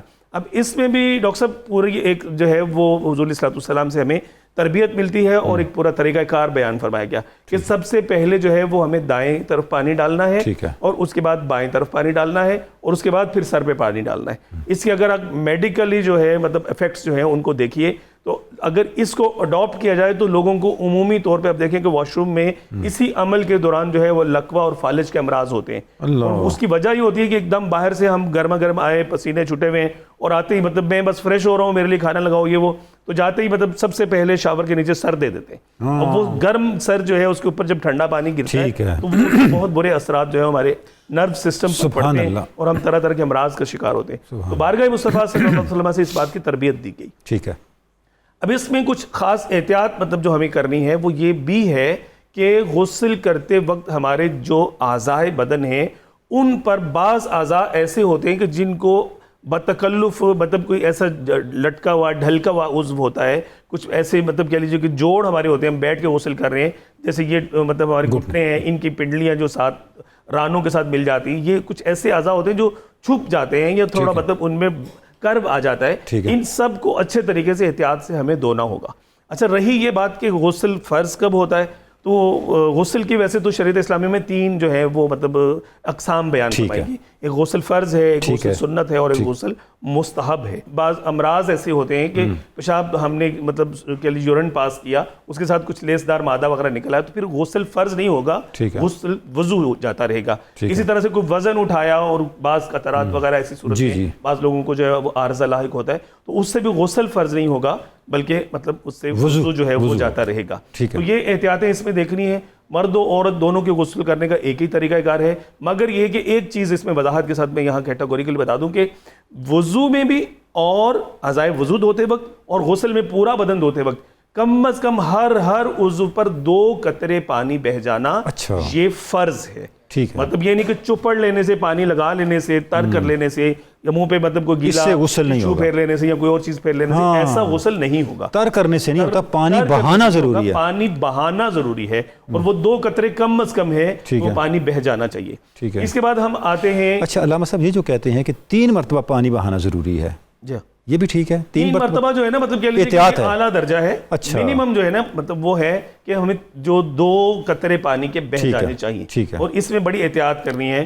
جب خاص طور پہ پھر ہم مطلب اس میں کچھ احتیاط غسل میں یہ بھی ہے کہ قبلہ روح ہو کر غسل نہیں کرنا چاہیے. ایک چیز اس میں مطلب میں ترتیب سے اگر بتانا چاہوں تو وہ یہ بھی ہے کہ غسل کرنے سے پہلے اگر ہمارے جسم پر کسی بھی طرح کی کوئی ناپاکی، کوئی نجاست لگی ہوئی، پہلے اس کو دھو لیا جائے. سب سے پہلے اس کو دھوئیں گے، ایسا نہ سارے جسم پہ وہی پھیلتی جائے، اس کو دھوئیں گے. پھر اس میں یہ کہ ٹب میں، بالٹی میں اگر غسل کر رہے ہیں تو بہت زیادہ احتیاط ہے کہ اگر آپ پر غسل فرض ہے تو آپ جاتے ہی بالٹی میں ٹب میں ہاتھ نہیں ڈال دیں گے. بعض وقت مگ جو ہوتا ہے ڈپ ہوا ہوتا ہے، تو اس کو بڑی احتیاط سے پھر آپ نے برتن کو اٹھانا ہے، انڈھیلنا ہے. اپنے ہاتھ کم از کم 3 دفعہ جو ہے اس کو پہلے پاک کریں، اور اتنا پاک کریں جتنا اس کے اندر ڈپ کر کے آپ کو مگ نکالنا ہے. تو اس کے ساتھ پھر آپ اس طرح سے سنت غسل جو ہے اس میں عیدین کا غسل ہے، جمعۃ المبارک کا غسل ہے.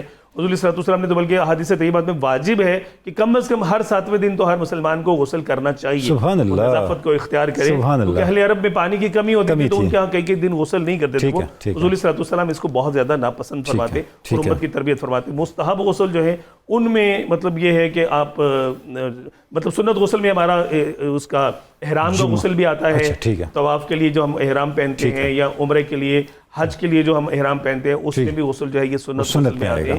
اس طرح سے بعض مستحب غسل ہیں، اس میں مستحب غسل میں یہ ہے کہ آپ کو ہر روز غسل کرنا چاہیے. پاکیزگی کے لیے جو بھی غسل کریں گے وہ ماشاءاللہ بڑی کمپریہنسولی آپ نے ماشاءاللہ کر دیا.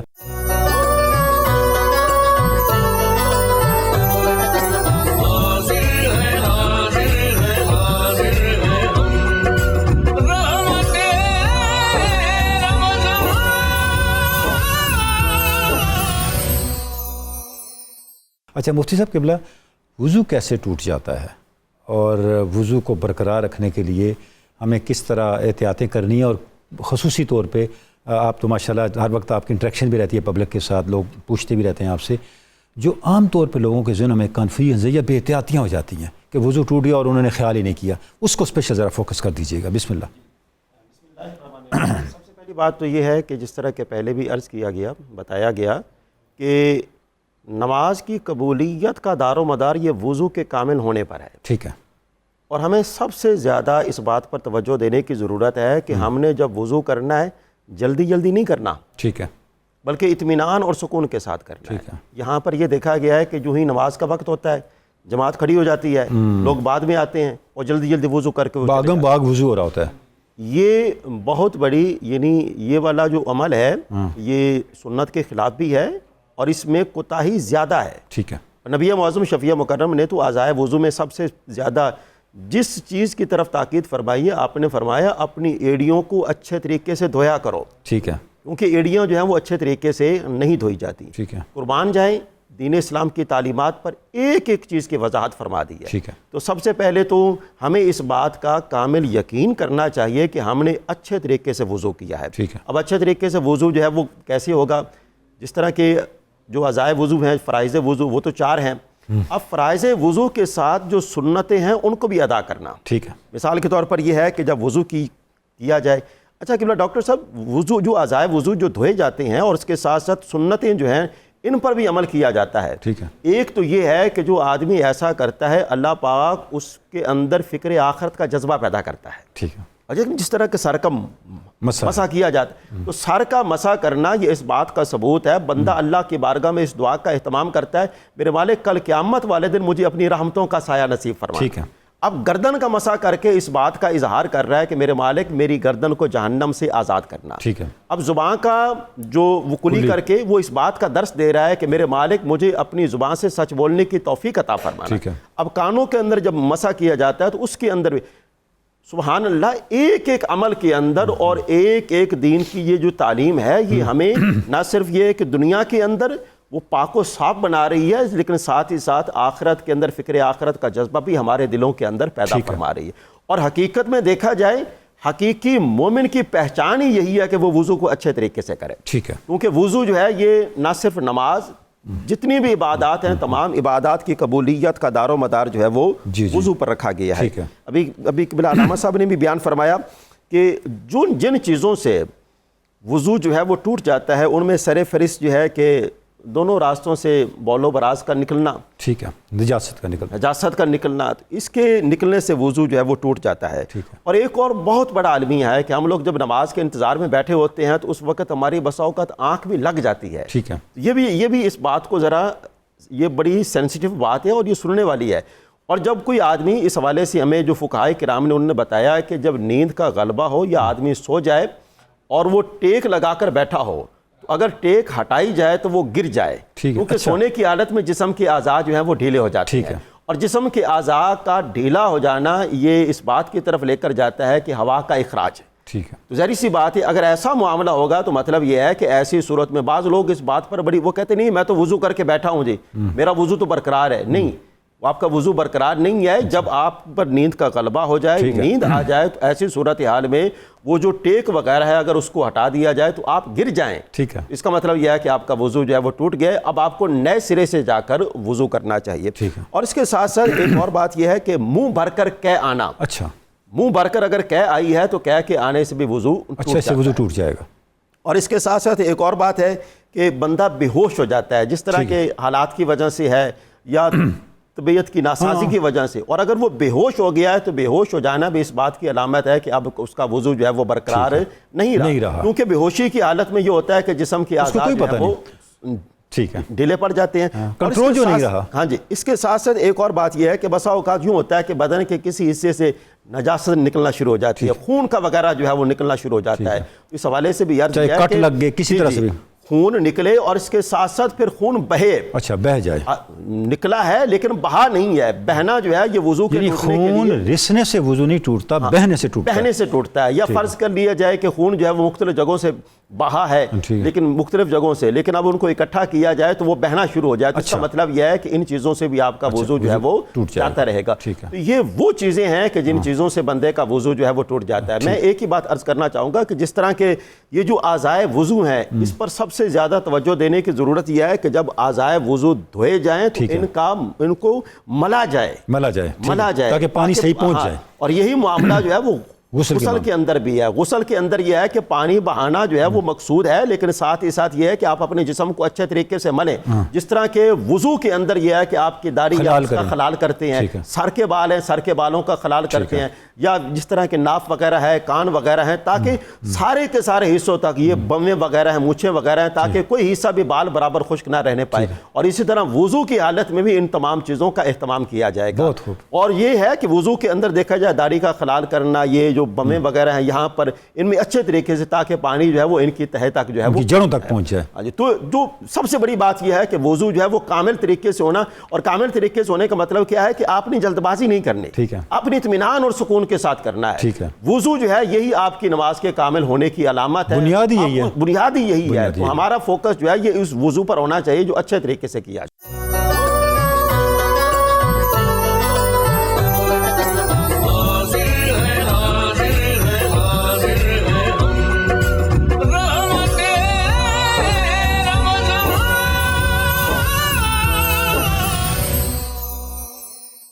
علامہ برکاتی صاحب، یہ بھی شریعت کا کتنا حسن ہے اور یسر ہے اور آسانی ہے، اور حضور رسالت مآب صلی اللہ علیہ وآلہ وسلم کا احسان ہے کہ اگر ہمارے پاس طہارت کے لیے پانی میسر نہیں ہے تو ہمیں تیمم کا ایک اذن دیا گیا ہے. اس پہ روشنی ڈالیں، یہ تیمم ہے کیا، کب کر سکتے ہیں اور کیسے کرتے ہیں؟ فَإِن لَمْ تَجِدُوا مَاءً فَتَيَمَّمُوا صَعِيدًا طَيِّبًا. ٹھیک ہے. اللہ تعالیٰ نے ہمیں ایک کنسیشن دے دی کہ اگر سفر میں ہو یا بیمار ہو، یعنی بیماری ایسی کہ پانی استعمال نہیں کر سکتے، ٹھیک ہے، سفر ایسا ہے کہ اس کے اندر پانی میسر نہیں ہے، ٹھیک ہے، تو پھر اس حالت کے اندر آپ کو پانی کا متبادل عطا کر دیا گیا ہے، اور وہ ہے تیمم کی صورت. ٹھیک ہے. اور تیمم کے اندر اس کا طریقہ کار کیا ہے، پہلے وہ عرض کر دیں پھر اس کے بعد آگے بات کرتے ہیں. ٹھیک ہے. تیمم کا طریقہ کار یہ ہے کہ آپ خشک مٹی، پاک مٹی، ٹھیک ہے، فَتَيَمَّمُوا صَعِيدًا طَيِّبًا، جو پاکیزہ ہو مٹی، اس کے ساتھ آپ نے تیمم کرنا ہے.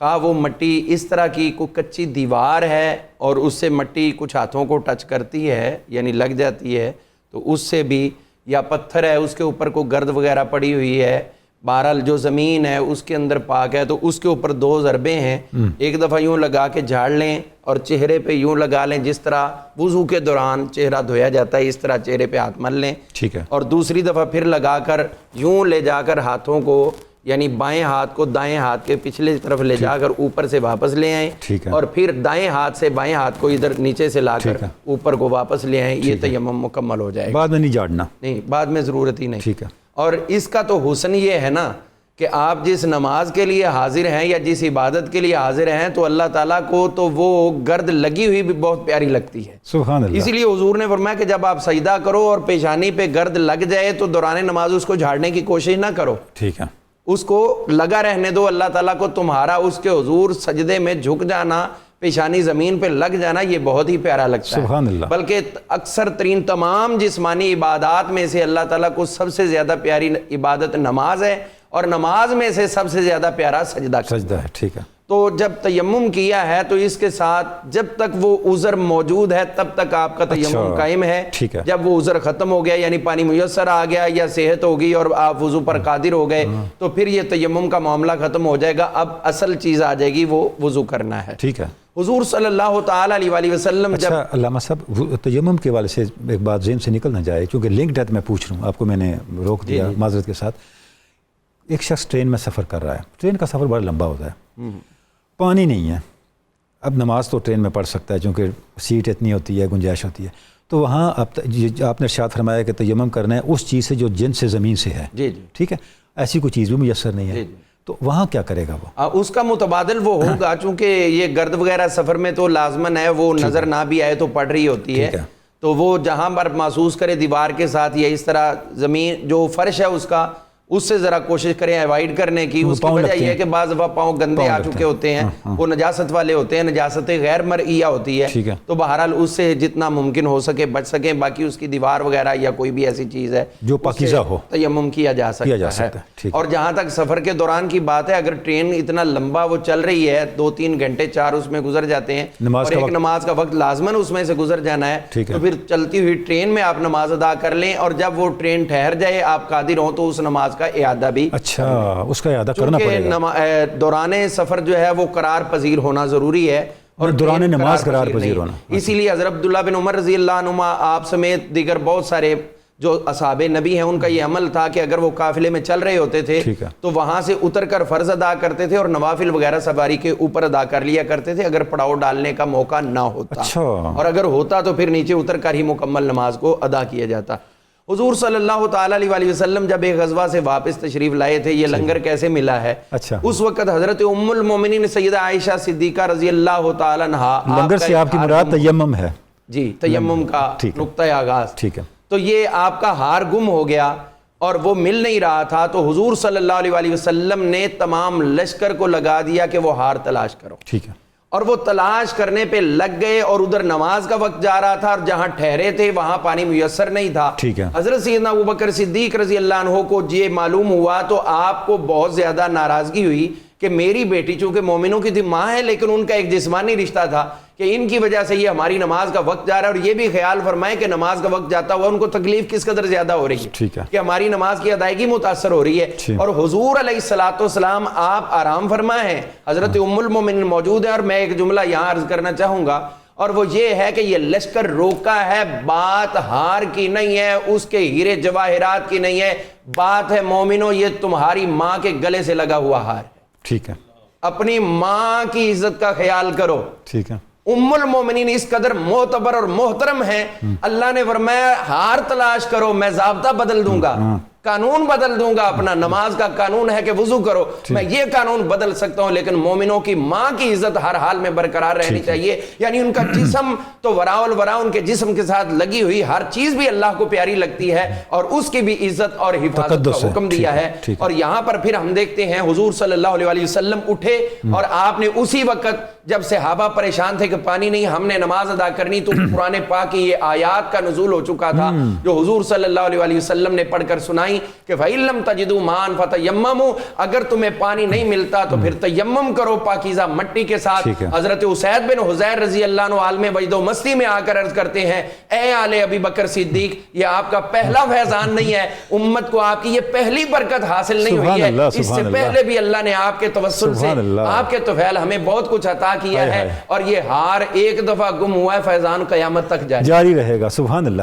علامہ ذوالفقار مصطفیٰ ہاشمی صاحب، یہ جو طہارت اللہ رب العزت نے ہمیں اس کے اسالیب دیے ہیں، وضو ہے، غسل ہے، تیمم ہے، تو اس کا ایک روحانی پرسپیکٹو بھی تو ہے، کیا اس سے ہم روحانی پاکیزگی بھی حاصل کر سکتے ہیں یا اس کے لیے کوئی اور راستے اختیار کرنے پڑیں گے؟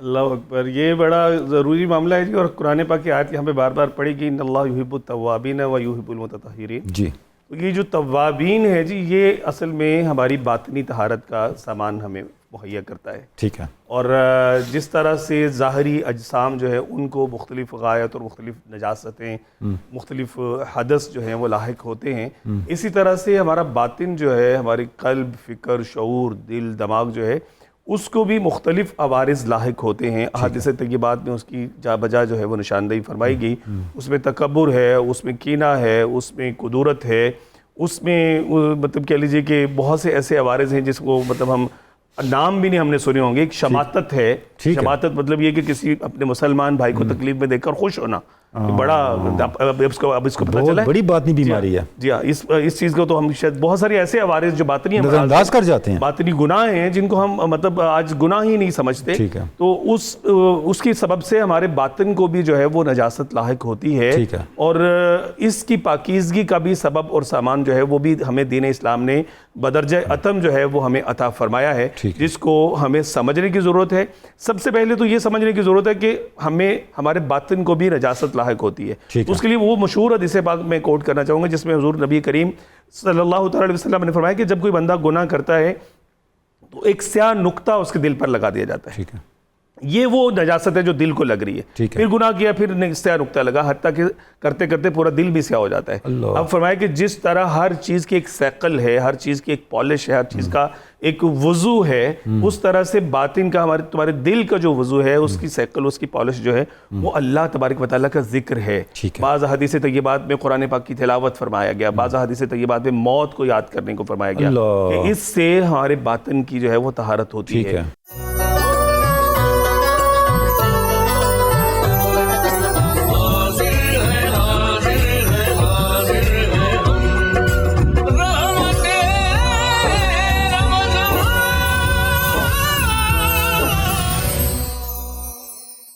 ویلکم بیک ناظرین کرام، اب وقت ہوا ہے درس مثنوی کا۔ ہم مولانا روم کی مثنوی مانوی سے چند اشعار پڑھیں گے اور ان کے معنی و مفاہیم اور مولانا روم کے معارف سے آگہی حاصل کرنے کی کوشش کریں گے۔ ناظرین کرام، علامہ اقبال کے ایک سوال کا جواب دیتے ہوئے مولانا فرماتے ہیں کہ علم اس وقت فائدہ مند ہوتا ہے جب وہ ہمارے دل کی پرورش کرے، ہمارے باطن کو آباد کرے، اور اگر علم صرف ظاہر کو آباد کر رہا ہو، جسم کی پرورش کر رہا ہو، تو وہ علم کبھی بھی سود مند نہیں ہوتا۔ علم باطن کی پرورش کب کرتا ہے؟ جب علم ہمیں اپنے خالق کے ساتھ متعلق کرتا ہے، ذات حق کے ساتھ متعلق کرتا ہے۔ مولانا فرماتے ہیں اسم خواندی رو مسمر آبجو ماہ ببالا داں نہ اندر آبجو۔ تمہیں صرف اللہ کے تصور اور اللہ کے نام پہ نہیں رکنا چاہیے، بلکہ نام سے، اسم سے مسمہ تک جانا چاہیے۔ ہم عام طور پہ اپنی عقل پر بھروسہ کرتے ہوئے اسی پہ اکتفا کر لیتے ہیں۔ مولانا فرماتے ہیں آبجو، بہتے ہوئے پانی کے اندر جو تمہیں چاند کا عکس نظر آ رہا ہے، اس پہ انحصار نہ کر، اس پہ اکتفا نہ کر۔ چاند تو اوپر ہے، آسمانوں میں ہے، لہذا جو آسمانوں میں حقیقی چاند ہے، اس چاند تک پہنچنے کی، اس چاند کی معرفت حاصل کرنے کی کوشش کر۔ غرض نام و حرف خواہی بے گزری، پاک کن خود را ز خود ہی یکسری۔ اگر تو یہ چاہتا ہے کہ تو اس قید سے نکلے کہ صرف تو نام تک رکا ہوا ہے، نام سے آگے، اسم سے آگے مسمہ تک پہنچے، آب جو میں ٹھہرے ہوئے پانی یا بہتے پانی میں جو نظر آتا وہ چاند ہے، اس سے نکل کے حقیقی چاند تک پہنچے، تو اس کے لیے تجھے اپنے آپ کو ہوا اور ہوس کی قید سے نکلنا ہوگا۔ پھر فرماتے ہیں ہم چو آہن ز آہنے بے رنگ شو، در ریاضت آئینائیں بے زنگ شو۔ فرماتے ہیں اگر تو یہ چاہتا ہے کہ تو آہن ہوتے ہوئے، لوہا ہوتے ہوئے لوہے کی کثافت سے آزاد ہو جائے، پتھر ہوتے ہوئے پتھر کی کثافت سے آزاد ہو کے، پاک ہو کے آئینہ بن جائے، تو تمہیں پھر یہ راستہ اختیار کرنا ہوگا۔ یعنی مولانا یہ فرما رہے ہیں کہ حقیقی علم، باطن کو آباد کرنے والا علم تب نصیب ہوتا ہے جب ہمارا باطن کثافتوں سے پاک ہو جاتا ہے۔ اچھا، اب اس کے بعد مولانا نے اس حقیقت کو واضح کرنے کے لیے ایک حقائق بیان کی ہے۔ میں مختصراً اس کا خلاصہ آپ کے سامنے رکھتا ہوں۔ مولانا کی یہ شان ہے کہ بہت مشکل حقائق کو، بہت مشکل نکات کو ایسی حکایات کے ذریعے بیان کرتے ہیں، واضح کرتے ہیں، جو عام طور پہ ہم وہ حکایات سنتے رہتے ہیں، لیکن جب ہم عام طور پہ ان حکایات کو سنتے ہیں تو ہمارا ذہن ان حقائق اور معارف کی طرف نہیں جاتا۔ مولانا فرماتے ہیں کہ کسی بادشاہ نے رومیوں اور چینیوں کے درمیان ان کے فن کی مہارت کا مظاہرہ کروایا۔ چینی لوگ بہت ماہر تھے نقش و نگار اور اعلیٰ تصاویر بنانے میں۔ دونوں کا مقابلہ شروع ہوا، ایک دیوار چینیوں کے حوالے کی گئی، ایک دیوار رومیوں کے حوالے کی گئی کہ آپ اپنے اپنے نقش و نگار بنائیں، اور درمیان میں پردہ لگا دیا گیا تاکہ جب دونوں بنا چکیں تو ان کا مقابلہ، اس کا تقابل کرنے کے لیے کہ کس نے اپنے فن کا بہتر مظاہرہ کیا، پردہ اٹھا دیا جائے گا۔ چینی بادشاہ سے ہزاروں لاکھوں روپے لے کے رنگ روغن سامان مصوری لے کے تصاویر بنانے لگ گئے، نقش و نگار بنانے لگ گئے۔ اور رومیوں نے کیا کیا؟ انہوں نے کوئی نقش و نگار نہیں بنائے، کوئی بادشاہ سے رنگ روغن برش اور اس طرح کی چیزیں نہیں لی۔ انہوں نے یہ کیا کہ دیوار کو مصفح کرنا شروع کیا، دیوار کو پاک کرنا شروع کیا، دیوار کو اتنا اجرا کر دیا کہ اگر ایک بال برابر بھی کوئی چیز ہو تو اس میں منعکس ہونے لگے۔ بادشاہ جب آیا، اس نے جب پردہ اٹھایا تو دیکھا کہ چینیوں نے تو بڑے اچھے نقش و نگار بنائے ہوئے ہیں، پوری دیوار سجائی ہوئی ہے، لیکن جیسے ہی پردہ اٹھا وہ نقوش اور وہ تصاویر جو چینیوں نے اپنی دیوار پہ بنائے تھے، وہ چینیوں کی دیوار سے کہیں زیادہ روشن اور خوبصورتی کے ساتھ رومیوں کی دیوار پہ نظر آ رہے تھے، کیونکہ رومیوں نے اپنی دیوار کو پاکیزہ اتنا کر دیا تھا، کثافتوں سے پاک اتنا کر دیا تھا کہ معمولی سا نقش بھی اصل نقش سے بہتر ہو کے نظر آ رہا تھا۔ اب مولانا فرماتے ہیں یہ کام تمہیں کرنا ہے کہ تو اپنے دل کی دیوار کو، دل کے آئینے کو ہر طرح کی کثافت سے پاک کر لے۔ اب مولانا فرماتے ہیں کہ جب پردہ اٹھایا گیا، عکس آن تصویر و آن کردار ہا، زد بنی صافی شدہ دیوار ہا، یہ جو دیوار پاک صاف کر دی تھی رومیوں نے، اس کے اوپر چینیوں کی دیوار کے سارے نقوش پہلے سے بھی اچھے انداز سے، روشن انداز سے چمکنے لگے۔ رومیاں آصوفیاں اند اے پدر، بیز تکرارو کتابو بے ہنر۔ ہے میرے بزرگ، ہے میرے دوست، ہے میرے بھائی، رومی صوفیوں کی طرح ہیں جنہوں نے ظاہراً جو کتابوں پہ اور جو فنون ہیں ان پہ وقت نہیں لگایا، اس کا تکرار نہیں کیا، کیل و کال کی مشقتیں ظاہراً ہمیں کرتے نظر نہیں آتے، لیکن انہوں نے ساری محنت کہاں کی؟ انہوں نے ساری محنت اپنے قلب و باطن پہ کی، لائق سیکل کردہ ان آسینہا، پاک سے آز و حرص و بغل و کینہا۔ یہ وہ لوگ ہیں جنہوں نے کتابوں کو، منطق، فلسفہ کو تو اتنا وقت نہیں دیا، لیکن انہوں نے اپنے سینے کو پاک کر کے سیکل کر دیا، اور سینے کے اوپر جو کثافتیں تھیں، آئینہ دل پہ جو کثافتیں تھیں، وہ کثافتیں کیا ہیں؟ لالچ کی کثافت ہے، حرص کی کثافت ہے، بخل کی کثافت ہے، کینہ کی کثافت ہے۔ یہ جتنی آلودگیاں ہیں، یہ جتنی گندگیاں ہیں، انہوں نے اپنے دل کے آئینے کو اس آلودگی سے، اس کثافت سے اور اس گرد و غبار سے پاک کر دیا ہے۔ پھر فرماتے ہیں گرچہ آن صورت نہ گنجت در فلک، نیب عرش و فرش و دریا و سمک، کہتے ہیں وہ جو علم لدنی ہے، وہ جو حقائق کا علم ہے، وہ لامحدود ہے، وہ نہ عرش میں سماتا ہے، نہ فرش میں، نہ دریاؤں میں، نہ مچھلیوں میں، کائنات کی کسی چیز میں سما نہیں سکتا، نہیں سماتا ہوا نظر آتا۔ اس لیے زاں کے محدود است و معدود است آئینہ دل را نباشد حد بیداں، کہتے ہیں کہ یہ ساری چیزیں محدود بھی ہیں، محدود بھی ہیں، تھوڑی بھی ہیں اور گنی ہوئی بھی ہیں، لیکن یہ جو علم لدنی ہے، علم حقائق ہے، یہ کہاں سماتا ہے؟ یہ دل میں سماتا ہے جس کی کوئی حد نہیں ہے۔ عقل اینجا ساکت آید یا مدل، زاں کے دل با اوست یا خود است دل۔ فرماتے ہیں کہ عقل یہاں کام نہیں کر سکتی، یہ بات عقل کے دائرے میں نہیں آتی کہ اتنا وسیع علم، اتنے وسیع حقائق دنیا دل میں کیسے سما سکتے ہیں۔ عقل یا تو خاموش ہو جائے گی یا تمہیں ایسی تعبیر دے گی، ایسی انٹرپریٹیشن دے گی جس سے تم ڈی ٹریک ہو جاؤ گے۔ عقل کو نہیں پتا کہ دل جو ہے وہ ذات حق کے ساتھ جڑا ہوا ہے، بلکہ ذات حق کی جلوہ گاہ ہے، تو عقل اس کا احاطہ کیسے کرے؟ یہی وجہ ہے دل کی اس پاکیزگی اور ذات حق کی قربت کی وجہ سے عکس ہر نقشے نہ تابتا ابد، جز دل ہم با عدد ہم بے عدد، کہتے ہیں یہی وجہ ہے کہ یہ جو عکس ہے، یعنی جو حقائق ہیں وہ نہیں چمکتے، تا قیامت نہیں چمکتے سوائے دل کے، چاہے وہ حقائق محدود ہوں کہ لا محدود ہوں، وہ سارے حقائق آئینہ دل میں منعکس ہو سکتے ہیں۔ اہل سیکل رستہ ان از بو رنگ، ہر دمے بیند خوبی بے درنگ، کہتے ہیں کہ جو اہل سیکل ہیں، جو صوفیاء ہیں، جنہوں نے صفائی کی ہے دل کی، یہ وہ لوگ ہیں جو رنگ و بو کی قید سے آزاد ہو گئے ہیں، اور وہ ہر وقت، ہر لمحہ حقائق کو بغیر کسی توقف کے، بغیر کسی رکاوٹ کے، بغیر کسی حجاب کے دیکھتے ہیں۔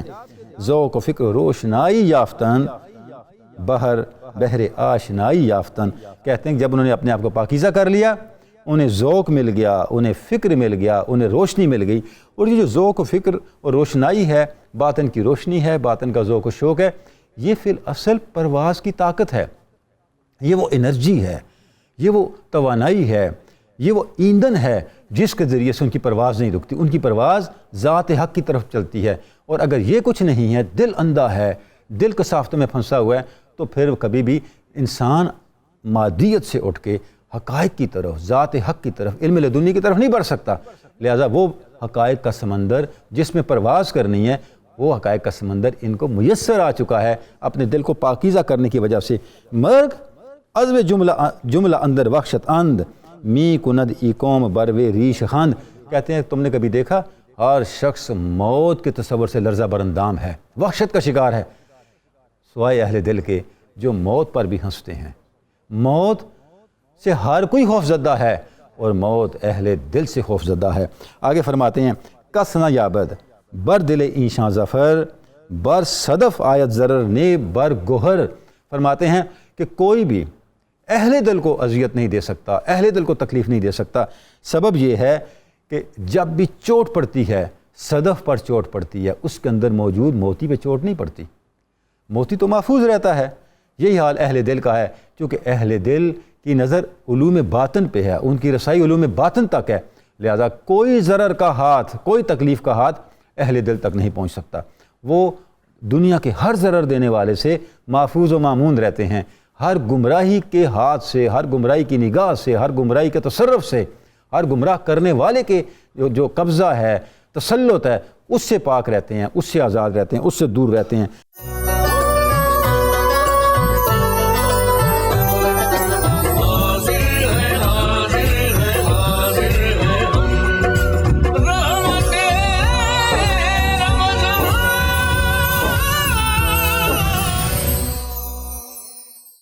ویلکم بیک ناظرین کرام، اب وقت ہوا ہے ائمہ اہل بیت اطہار کی مناجات سے منتخب حصہ پڑھنے کا۔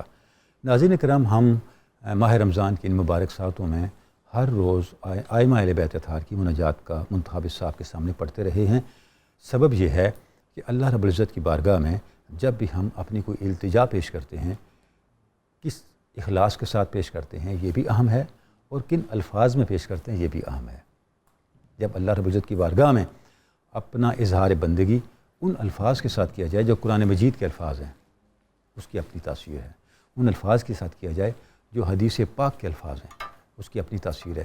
اور ان الفاظ کے ساتھ کیا جائے جو صالحین کے، اللہ رب العزت کی بارگاہ کے مقبولین کے، اور صلحاء کے، اولیاء کے، اور ائمہ اہل بیت اطہار کے الفاظ ہیں، اس کی اپنی تاثیر ہے۔ جب ہم نے کوئی بلب جلانا ہوتا ہے تو ہم تار استعمال کرتے ہیں جس سے بجلی گزر سکے۔ اگر اس بلب کے ساتھ بہت قیمتی ہزاروں لاکھوں روپے کی رسی لگا دیں، کرنٹ نہیں گزرے گا اور بلب روشن نہیں ہوگا۔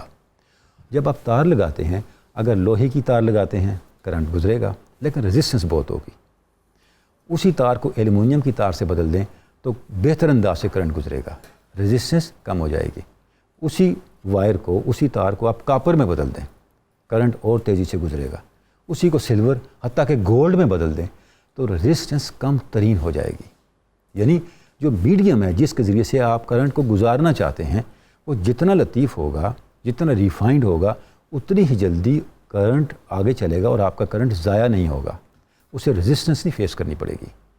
یہی صورتحال ناظرین گرامی ان الفاظ کی ہے جو الفاظ ہم اپنے باطن کے سوز دروں کو، اپنی آرزوؤں اور التجاؤں کو اللہ رب العزت کی بارگاہ تک پہنچانے کے لیے استعمال کرتے ہیں۔ ائمہ اہل بیت اطہار کے مناجات کے الفاظ ایسا ہی میڈیم ہیں جو ہماری التجاؤں کو رد ہونے کی ریزسٹنس سے پاک کر کے اللہ کی قبولیت کے طاقت اور حدت کے ساتھ اللہ کی بارگاہ تک پہنچاتے ہیں۔ اب ہم امام زین العابدین کی مناجات سے پڑھتے ہیں۔ بسم اللہ الرحمن الرحیم۔ الہی لولا الواجب من قبول امرکا لنزختک من ذکری ایاکا علی ان ذکری لکا بقدری لکا۔ اے میرے معبود، اگر تیرا حکم ماننا واجب نہ ہوتا تو میں کبھی بھی تیرا ذکر اپنی زبان پہ نہ لاتا۔ سبب یہ ہے کہ میں جب بھی تیرا ذکر کرتا ہوں، وہ میرا ذکر کرنا میرے اندازے کے مطابق ہے، تیرے شایان شان نہیں ہے۔ تو چونکہ میرا ذکر تیری شایان شان نہیں ہے، لہٰذا تیرا ذکر کرتے ہوئے مجھے حیا آتی ہے کہ میں اتنے کم ترین، اتنے احقر انداز سے اور اتنے احقر الفاظ کے ساتھ تیری یاد کر رہا ہوں۔ چونکہ تیرا حکم ہے تجھے یاد کیا جائے، تو میرا یاد کرنا اپنے الفاظ اور اپنے اظہار پہ نازا ہونے کے لیے نہیں ہے، اس پہ منحصر اور اعتماد کرنے کے لیے کی وجہ سے نہیں ہے، اس وجہ سے ہے کہ تیرا حکم ہے۔ آگے فرماتے ہیں وما عسى ان يبلغ مقداری حتى اجعل محلا لتقدیسک ومن اعظم النعم علینا جریان ذکرک علی السنتنا۔ فرماتے ہیں اور میری کیا بساط ہے میرے اللہ، میری کیا طاقت کہ میں تیری تقدیس اور پاکیزگی کا متحمل ہو سکوں، کہ میں وہ شخص بن جاؤں جو تیری تقدیس اور تیری پاکیزگی کو بیان کرے۔ یہ چیز ہم پر تیری عظیم نعمتوں میں سے ہے کہ تیرا ذکر ہماری زبان پر جاری ہے، یعنی تیرا ذکر کرنا تیری توفیق سے ہے، تیرے کرم سے ہے، ہم اس کی کوئی اہلیت اپنے اندر نہیں پاتے۔ وَإِذْنُكَ لَنَا بِدُعَائِكَ وَتَنزِيهِكَ وَتَسْبِيحِكَ۔ اے میرے اللہ، یہ بھی تیرا کرم ہے، تیرا اذن ہے، تیری عطا ہے کہ ہم تیری بارگاہ میں دست دعا بلند کرتے ہیں، تیری پاکیزگی بیان کرتے ہیں، تیرا تقدس اور تیری شان سبحان بیان کرتے ہیں۔ اس کے بعد فرماتے ہیں الہی فَأَلْهِمْنَا ذِكْرَكَ فِي الْخَلَاءِ وَالْمَلَاءِ وَاللَّيْلِ وَالنَّهَارِ وَالْإِعْلَانِ وَالْإِسْرَارِ وَفِي السَّرَّاءِ وَالضَّرَّاءِ۔ اے میرے معبود، ہمیں اپنے ذکر کی توفیق دے، ہم کھلے حالات میں، پوشیدہ حالات میں، ظاہراً باطناً، دن ہو یا رات، ظاہر ہو یا پوشیدہ ہو، خوشی کی کیفیت ہو یا غم کی کیفیت ہو، اے اللہ ہم تیرا ذکر کرتے رہیں۔ وَآنِسْنَا بِذِكْرِ الْخَفِيِّ وَاسْتَعْمِلْنَا بِالْعَمَلِ الزَّكِيِّ وَالسَّعْيِ الْمَرْضِيِّ وَجَازِنَا بِالْمِيزَانِ الْوَفِيِّ۔ اے میرے اللہ، ہمیں اپنے ذکر خفی کی محبت عطا فرما، ہمیں اپنے پوشیدہ ذکر کے ساتھ مانوس فرما، ہمیں پاکیزہ عمل کرنے کی توفیق عطا فرما، اور ہمیں ایسی کوشش کرنے کی توفیق عطا فرما جو تیری بارگاہ میں پسندیدہ ہو، اور ہمیں ہمارے اعمال پر اپنے شان کرم کے مطابق اجر عطا فرما۔ الہی بکا حامت القلوب الوالحۃ وعلی معرفتک جومعۃ العقول المتباینۃ، ہے ہمارے معبود، ہے ہمارے الہ، ہم اپنے دلوں کے ساتھ تجھ سے لگاؤ رکھتے ہیں، وہ دل جو تیری محبت سے بھرے ہوئے ہیں۔ اے میرے اللہ، تیری معرفت کے باب میں عقلیں ایک ہی طرح متحیر ہیں، چاہے وہ کم تر درجے کی عقل ہے یا اعلیٰ تر درجے کی عقل ہے۔ یعنی جو انسان کی عقلیں ہیں وہ کائنات جو انسانی ہے اس کے حقائق کی معرفت کے لحاظ سے تو متباین ہو سکتی ہے، ان میں فرق ہو سکتا ہے، لیکن جو تیری معرفت ہے اس کے باب میں سب نارسائی میں برابر ہیں، عقلیں تجھ تک نہیں پہنچ سکتی۔ فلا تطمئن القلوب الا بذکرک ولا تسکن النفوس الا عند رؤیاک، اے میرے اللہ، دلوں کا چین صرف تیرے ذکر کے ساتھ ہے، اور نفسوں کا سکون صرف تیری ذات پاک پر یقین کے اندر ہے، اس کے علاوہ نہ دلوں کو چین مل سکتا ہے، نہ نفسوں کو باطن کی دنیا کو سکون مل سکتا ہے۔ انت المسبح فی کل مکان والمعبود فی کل زمان والموجود فی کل آوان والمدعو بکل لسان والمعظم فی کل الجنان۔ فرماتے ہیں اے اللہ، تیری تسبیح ہر جگہ ہوتی ہے، تو ہر زمانے میں معبود ہے، تو ہر جگہ موجود ہے، ہر زبان پہ پکارا جاتا ہے، اور تیری عظمت ہر دل میں قائم ہے۔ وَأَسْتَغْفِرُكَ مِن كُلِّ لَذَّةٍ بغیر ذکر کا، ومن کل راحت بغیر انس کا، ومن کل سرور بغیر قرب کا، ومن کل شغل بغیر طاعت کا۔ اے اللہ، مجھے تیری پناہ چاہیے، اے اللہ میں معافی چاہتا ہوں ہر اس ذکر سے جس میں تیری محبت کے علاوہ کوئی اور لذت موجود ہو، ہر اس راحت سے جو تیری قرب کے علاوہ ملنے والی ہو، اس راحت پر میں تجھ سے معافی مانگتا ہوں۔ اے اللہ، میں ہر اس خوشی اور اس مسرت پر معافی مانگتا ہوں جو مجھے تیری اطاعت کے علاوہ کسی اور کام میں نصیب ہوتی ہو۔ یعنی اے اللہ، مجھے راحت وہ چاہیے جو تیرے قرب میں ملنے والی ہو، مجھے سکون وہ چاہیے جو تیری محبت میں ملنے والا ہو، اے اللہ، اور مجھے استقامت اور مسرت وہ چاہیے جو صرف تیری اطاعت میں ملنے والی ہو۔ الہی انت قلت وقولک الحق یا ایھا الذین آمنوا اذکروا اللہ ذکرا کثیرا وسبحوہ بکرۃ واصیلا۔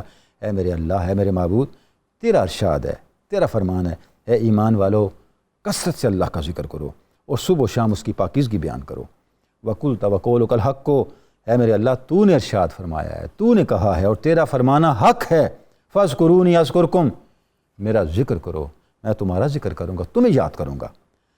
اب یہ جو دو آیات لے کے آئے ہیں، اب ان آیات کی پناہ لیتے ہوئے، ان آیات کا سہارا لیتے ہوئے فرماتے ہیں فَأَمَرْتَنَا بِذِكْرِكَ وَوَعَدْتَنَا عَلَيْهِ أَن تَذْكُرَنَا تشریفاً لنا وتفہیماً وإعظاماً۔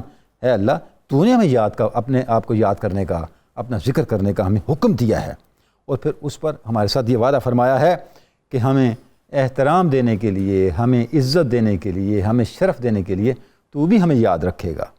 وہا نحن ذاکروک کما امرتنا، اے اللہ، جیسے تو نے ہمیں حکم دیا ہم تجھے یاد کر رہے ہیں۔